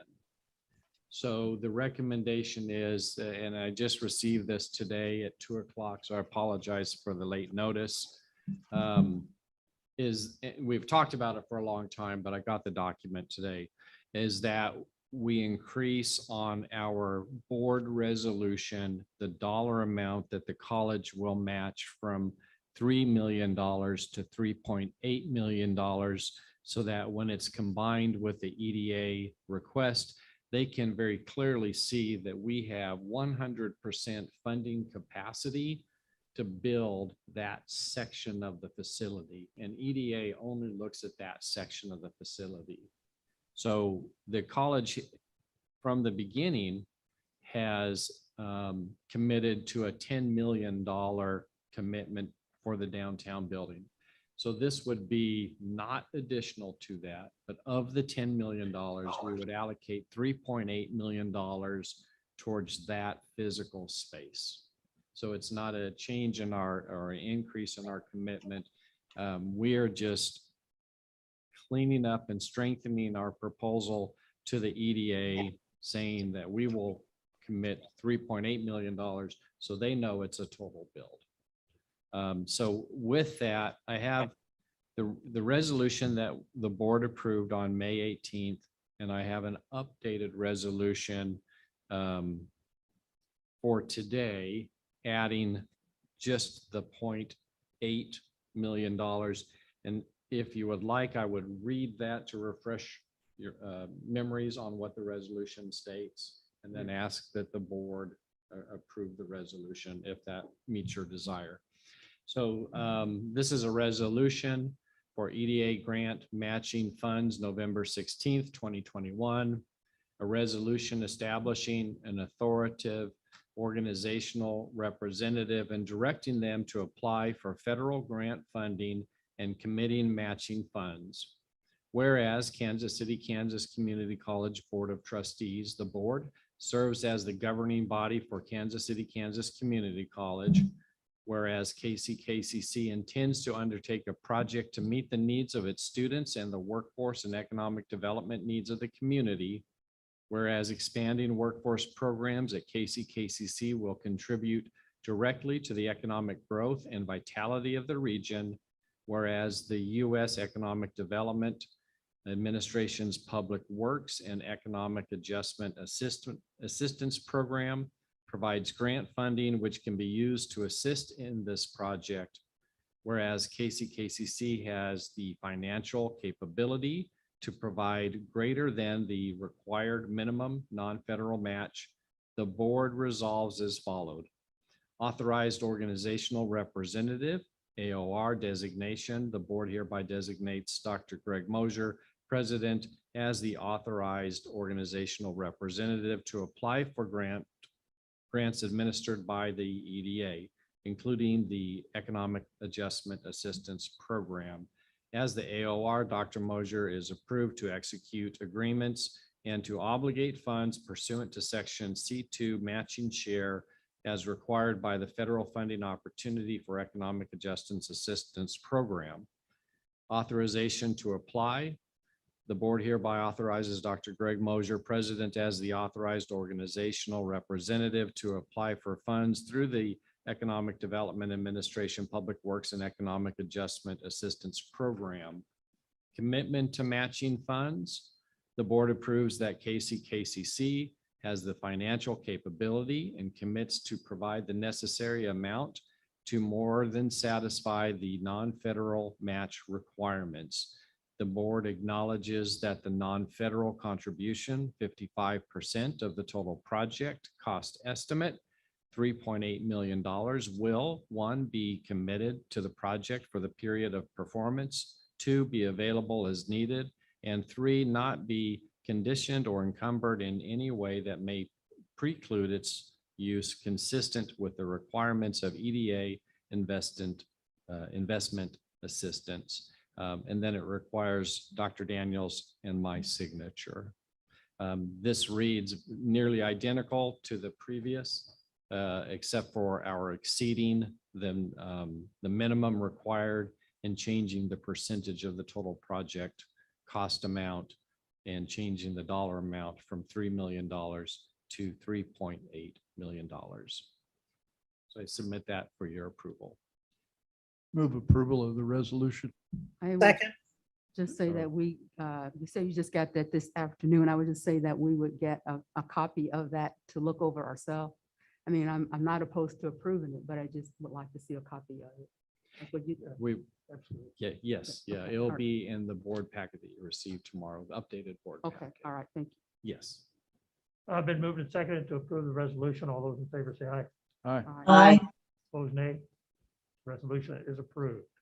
And the third unfinished business is COVID protocols. Thank you. So this is a follow-up to the conversation that we had earlier in the executive session. And it is to update the KCKCC COVID protocols effective January 3, 2022. Just to emphasize that for the remainder of this calendar year, we will continue under the current protocols. And this is pending any actions or non-actions taken by the Wyandotte County Health Department. We anticipate that the masking requirement of the health department will expire in 2 days. And as reported on the news this morning, Kansas City, Kansas is the only city in the Metro KC still with a masking requirement, which also anticipates us to believe that they will just let the masking requirement expire. If anything changes, we will revisit this. So the updated protocols effective for January 3, 2022. Vaccinations. Kansas City, Kansas Community College highly recommends that all employees and students be vaccinated. Regarding face masks. Face masks are recommended in all indoor KCKCC facilities, changing it from required to recommended. Face masks are not required outdoors, similar as current. Physical distancing is highly recommended in all situations.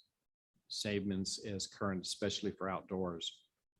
Physical distancing is identified as 3 to 6 feet whenever there is ability to do so. Details related to vaccination and participation in college-related events. These are where most of the changes take effect. Travel or participation in high-risk college-related activities. Fully vaccinated individuals, employees, or students with proof of COVID-19 vaccination are allowed to participate in travel beyond the KC metro area for college business. Unvaccinated individuals, employees, or students are not allowed to participate in travel beyond the KC metro area for college business unless travel is an essential job, duty, or a requirement as a student, such as in athletics or a club. Unvaccinated individuals who must occasionally travel for essential college business are required to obtain a COVID-19 test within 24 hours at the conclusion of their travel and provide that information to HR within 72 hours. Individuals will be permitted on campus during the duration of the 72-hour period. Unvaccinated individuals that routinely travel based on job duties must obtain weekly COVID-19 tests and provide the results to the college nurse for students or human resources for employees. So we do have employees that travel regularly, such as our coaches and our athletic programs, the debate area, or other areas that is a regular part of their employment responsibilities. High-risk college-related activities include, but are not limited to, travel, college-related travel on public transportation, participation in highly populated conferences or events, face-to-face athletic participation, and or those with contact. Student athletes must be vaccinated or tested weekly. Students living in student housing must be vaccinated or tested weekly. All of this is to continue to provide the best safety, health and safety that we can for our employees and our students while following the trends of a loosening of mask requirements in our local area and across the region and country. Individuals can gather in groups for meetings or events with food as long as there's 3 to 6 feet physical distancing can be continuously maintained. Individuals should ensure the room capacity can properly accommodate 3 to 6 feet distance between attendees. Instead of identifying a room capacity or a maximum number of attendees, it is designated by how many people the room can hold, allowing for safe physical distancing. We will be, if situations change in the next 6 weeks, including a significant increase in COVID-19 cases, KCKCC reserves the right to rescind or make additions or adjustments to the protocols above. So we will also be following this up with procedures how to submit proof of vaccination. We are looking at third-party vendors who will make this very easy, where the person can enter in their testing dates and information and also submit a photo of their vaccination card. And it also allows for tracking purposes if and when boosters are required. So we'll wait until after the 18th to see if there are any changes announced by the county health department. And then our request is to start informing the college community of these anticipated changes to begin on January 3rd of 2022. So with that, I would take any questions and then move for or request approval once, if and when we have sufficiently answered all the questions. Dr. Mosier indicated this was discussed in the special session at 4 o'clock in open session. So the board has had a chance to review this and have some discussion. Is there any other questions or discussion among the board? Yes, I have one more question. Dr. Mosier, are you aware, is there a requirement by the athletic conferences that we participate in or competitions that we participate in requiring vaccination of athletes or testing? There is no requirement at this time. Any other questions or comments? Hearing none, ask for a motion to approve the protocols. So moved. Second. Moved and seconded to approve the protocols. All those in favor say aye. Aye. Opposed, nay. Nay. Protocols passed, and we may hear more in December. Correct. Okay, we are done with unfinished business. We'll move into new business, and we have some college policies to approve. Right. You see the policies listed, and you should have gotten the information to review it: graduation policy and procedure, paternity leave, request report for leave of absences, and student excused absences. I would want to point out, just in case someone thinks that there's not any paternity leave for employees or whomever may be wondering about that, it is not being taken away. It is already defined under the Family Medical Leave Act. With that, trustees, are there any questions?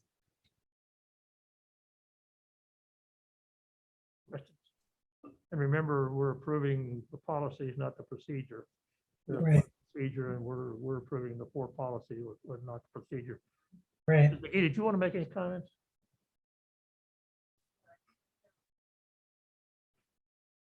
There was a question about the request of leave policy. And so that is a policy, but when you read the policy, it really speaks to procedure in terms of how policy or the leave is submitted. And that process is out of date because we don't have leave forms. We submit online. The approval, the procedure for approval is listed in the vacation and sick leave policy, that it has to be approved by a supervisor. It also identifies when that leave has to be submitted to the supervisor. So that policy is really out of date and also is more procedural. So we have recommended to remove that policy. I'll also just make another note. I noticed on the agenda that it has procedure for handling, I think it's available inquiries. In the policy title, it's called procedure, but it is actually a policy. So that will need to be approved to be removed. And just to add to that, that procedure, we have a new hiring procedure. The policy was approved, I don't recall when, but at least within the last 6 months, the hiring policy, we've also attached the procedure to that. So that document that states procedure for handling, I think it says available openings or something to that nature. Positions. That really is covered under the new hiring procedure. And so we're also asking that policy to be removed, if that makes sense. Yeah, so that's not in our materials this evening. Oh, I thought I saw that on the agenda. Yes. There's 5 policies that What- need to be. One Four. is the 5th one, it says procedure Right. review. It's Right. really a policy Mhm. for Mhm. procedure review. We Right. just missed the first 2 words. Right. Yeah. Right. Okay, need a motion or any question or comments? So we're doing all 5 of them then? If there are no comments of corrections or anything for it, yes. Okay. Yeah. So still, there's one procedure in here we're not approving, but we are approving all the others. So Yes, five. and that's under the graduation requirements procedure. Okay, need a motion to approve the policies? So move. Crystal? Then moved and seconded, the policy. Second. All those in favor say aye. Aye. Opposed, nay. Thank you, thank you. Thank And you. I just want to make a quick comment. Yes. In addition to all the Miss Christina McGee is doing with HR, she's also leading the way on these policies. So I just want to thank Miss Christina and Dr. Mosier, because now we've got a system going. And so every month, you know, sometimes there used to be a lag, but now every month we have something in the pipeline. Depending on what step it's in, we may not get it to you, but there is something we have to review every month now. So thank you all for that, and to the committee as well. Yes, good work. Really doing well. Really making Quick good question, quick question for Trustee Sutton. As far as the policies are concerned, I mean, other than reviewing and you know, coming to an understanding that a policy is outdated or or no longer appropriate, how do suggested policy updates flow to your committee? Is it something where you proactively go out looking as well as receive recommendations for policy updates, kind of a combination? Or I just wanted to make sure I was clear on what your process is. Yeah, internally, Dr. Mosier and Christina are looking at the policies and bringing them to us Okay. for review. And, you know, this is even a part of, I always want to say North Central, Higher Learning Commission, that we regularly review our policies. So now that we're on a schedule, we can even have that as reported, something that I still want to say North Central, Higher Learning Commission look at, and they can see that we are consistently looking at our policies. But to specifically answer your question, because we're not internally, we count on Dr. Mosier and Miss Christina to bring us, you know, the policies. Right, for us right. to review. Okay, thank you for that. I appreciate it. We have Well an done. internal Excel database that lists them all and where they are and when they were last approved, if there is a date for that, and which ones have been reviewed. And now we'll have a system where the date is on the bottom of the policies when they go on the website. And we're prioritizing by which are most critical. You'll see there's several coming through around education, graduation, and those types of items that we want approved prior to the HLC visit.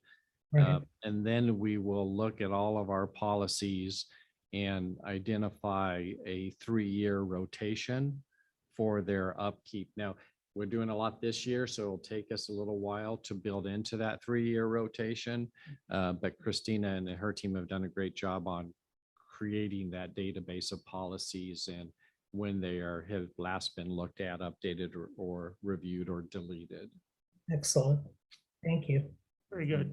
Thank And you. I would like to say that we have come a long way since I've been on the board. And I would like to thank our chair for doing a great job. She is really one that works hard and tries to make sure everything is proper. It is a plus having her as a chair for our committee. Thank you. Thank you. Yeah, Good job, Linda. yeah, great eye for detail. Tell you Good that. job. Okay, the last thing for the evening is a very important thing for the college, and that's our annual audit, Mr. Beach. Yes, thank you. We have Mr. Rick Schwerns here from the accounting firm of Novak Burks, who performs the college's audit.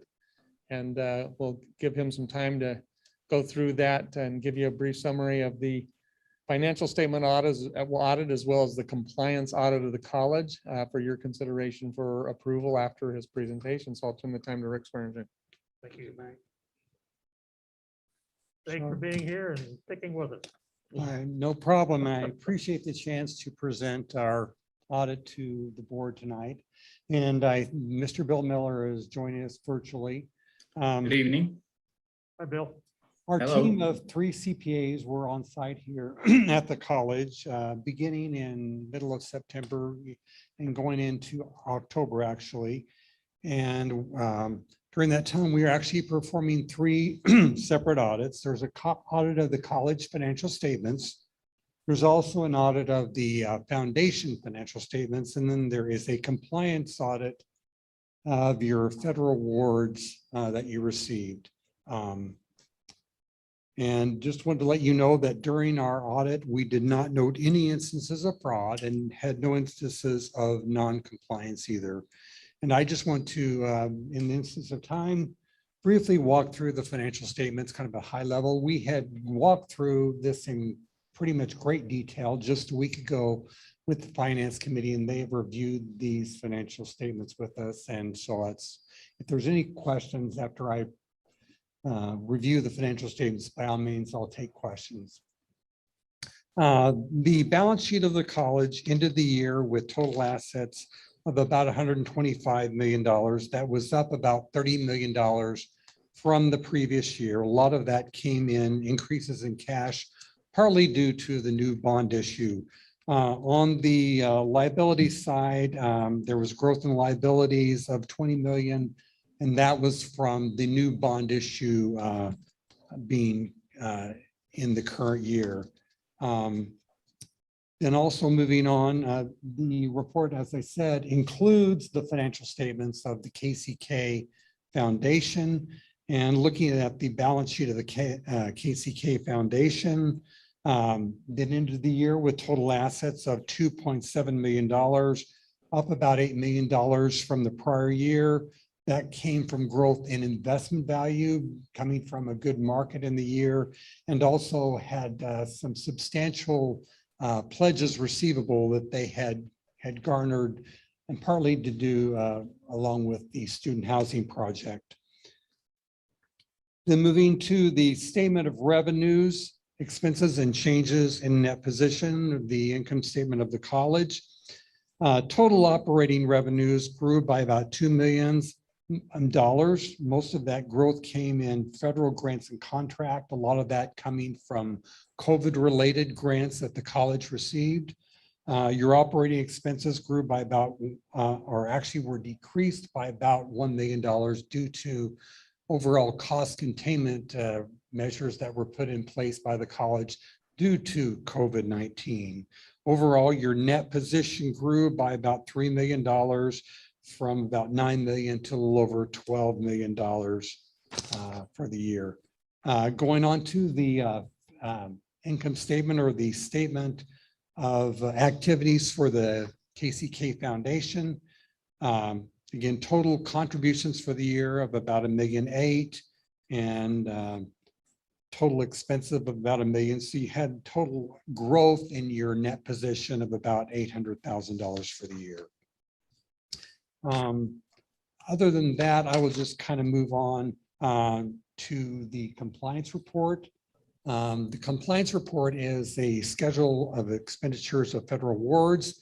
Anytime you receive federal awards that are in excess of $750,000, you're required to have a single audit of that program. You actually had 4 different areas that required a single audit this year. In the past, before COVID, you always had one major program that had to do with your student financial aid. There's a cluster of programs that have to do with student financial aid. And again, this year, that was a major program and required a audit of it. But there were several other areas, actually 3 other areas that were COVID related. You had Education Stabilization Fund of $1.6 million, HERF Education Stabilization Funds of $2.7 million. And you also had funds that were passed through the Kansas Board of Education, Strengthening People and Revitalizing Kansas Fund of $900,000. All of those programs required single audits. So again, all of those audits did not disclose any instances of non-compliance, which you can be very pleased to hear. Other than that, that's kind of a highlight of, and not to go into too much detail. Again, we went into quite a bit of detail with the Finance Committee, and had presented last week. Just to note, the audit of the college cannot be totally issued until probably sometime in December, because the financial statements of the foundation are included with them, because the foundation is a component unit of the college, and the foundation will meet in early December to approve their audit. Once their audit is approved, then the college audit can be formally approved and issued. And so that would occur sometime in early December. Any Good. questions? I assume, Vice Chair Criswell, that the Finance Committee went over this in detail, and you're recommending that we accept this audit report. Yes, I am. Any questions or comments? Appreciate the brevity. Comment that I would make before there's a vote is to thank staff. They were very, there's a lot of testing that went on this year for the single audit in particular. While the guidelines were very favorable to the college in that they aligned well with the mission of the college, it really didn't prevent us from having to test a lot of individual transactions. So really want to express some appreciation for Mike and his team and everybody on staff. Yes, I want to echo that. Again, we were here, had 3 CPAs here for about 3 weeks. Actually, then there's a lot of time on the back end. Once we finish our time on site here at the college, there's a lot of time we spend at the back in our office, kind of culminating everything, putting everything together, a lot of back and forth with Mike and Leslie and their staff. And I just want to just give kudos and thanks to them for the assistance they gave us to have another very successful audit this year. And I would like to thank Dr. Mosier as well for keeping us on schedule. And on behalf of the board, I want to echo all of that. Dr. Mosier, Mr. Beach, your staff, again, for a very positive audit. I remember sometime last year, I think maybe it was Bill Miller, that said with all this federal money coming down and all the changes in COVID, that this was going to be a really complicated year for the college and keeping track of all this. It's great to know that we did that.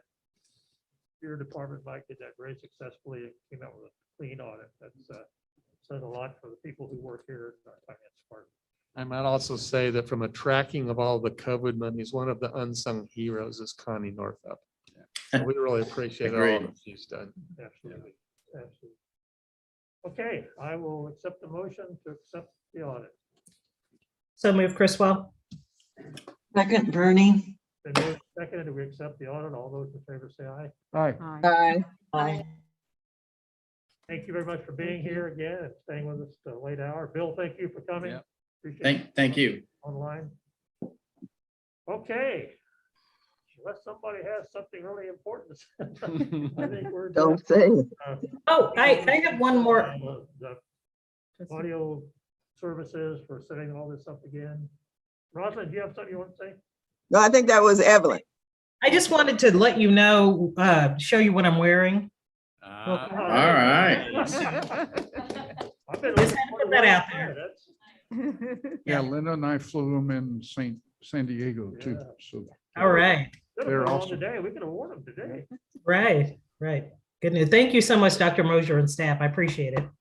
You bet. Again, thank you for all the AV people and for being here and setting all this up and helping us with virtual. Again, every time we really appreciate that. Thank you all for coming. Thanks for the good reports. Need a motion to adjourn. So move. Second. All those in favor say aye. Aye. Aye. Somebody say no. We're adjourned. Thank you. Have a great evening. Happy Thanksgiving. Same to everybody. Take care.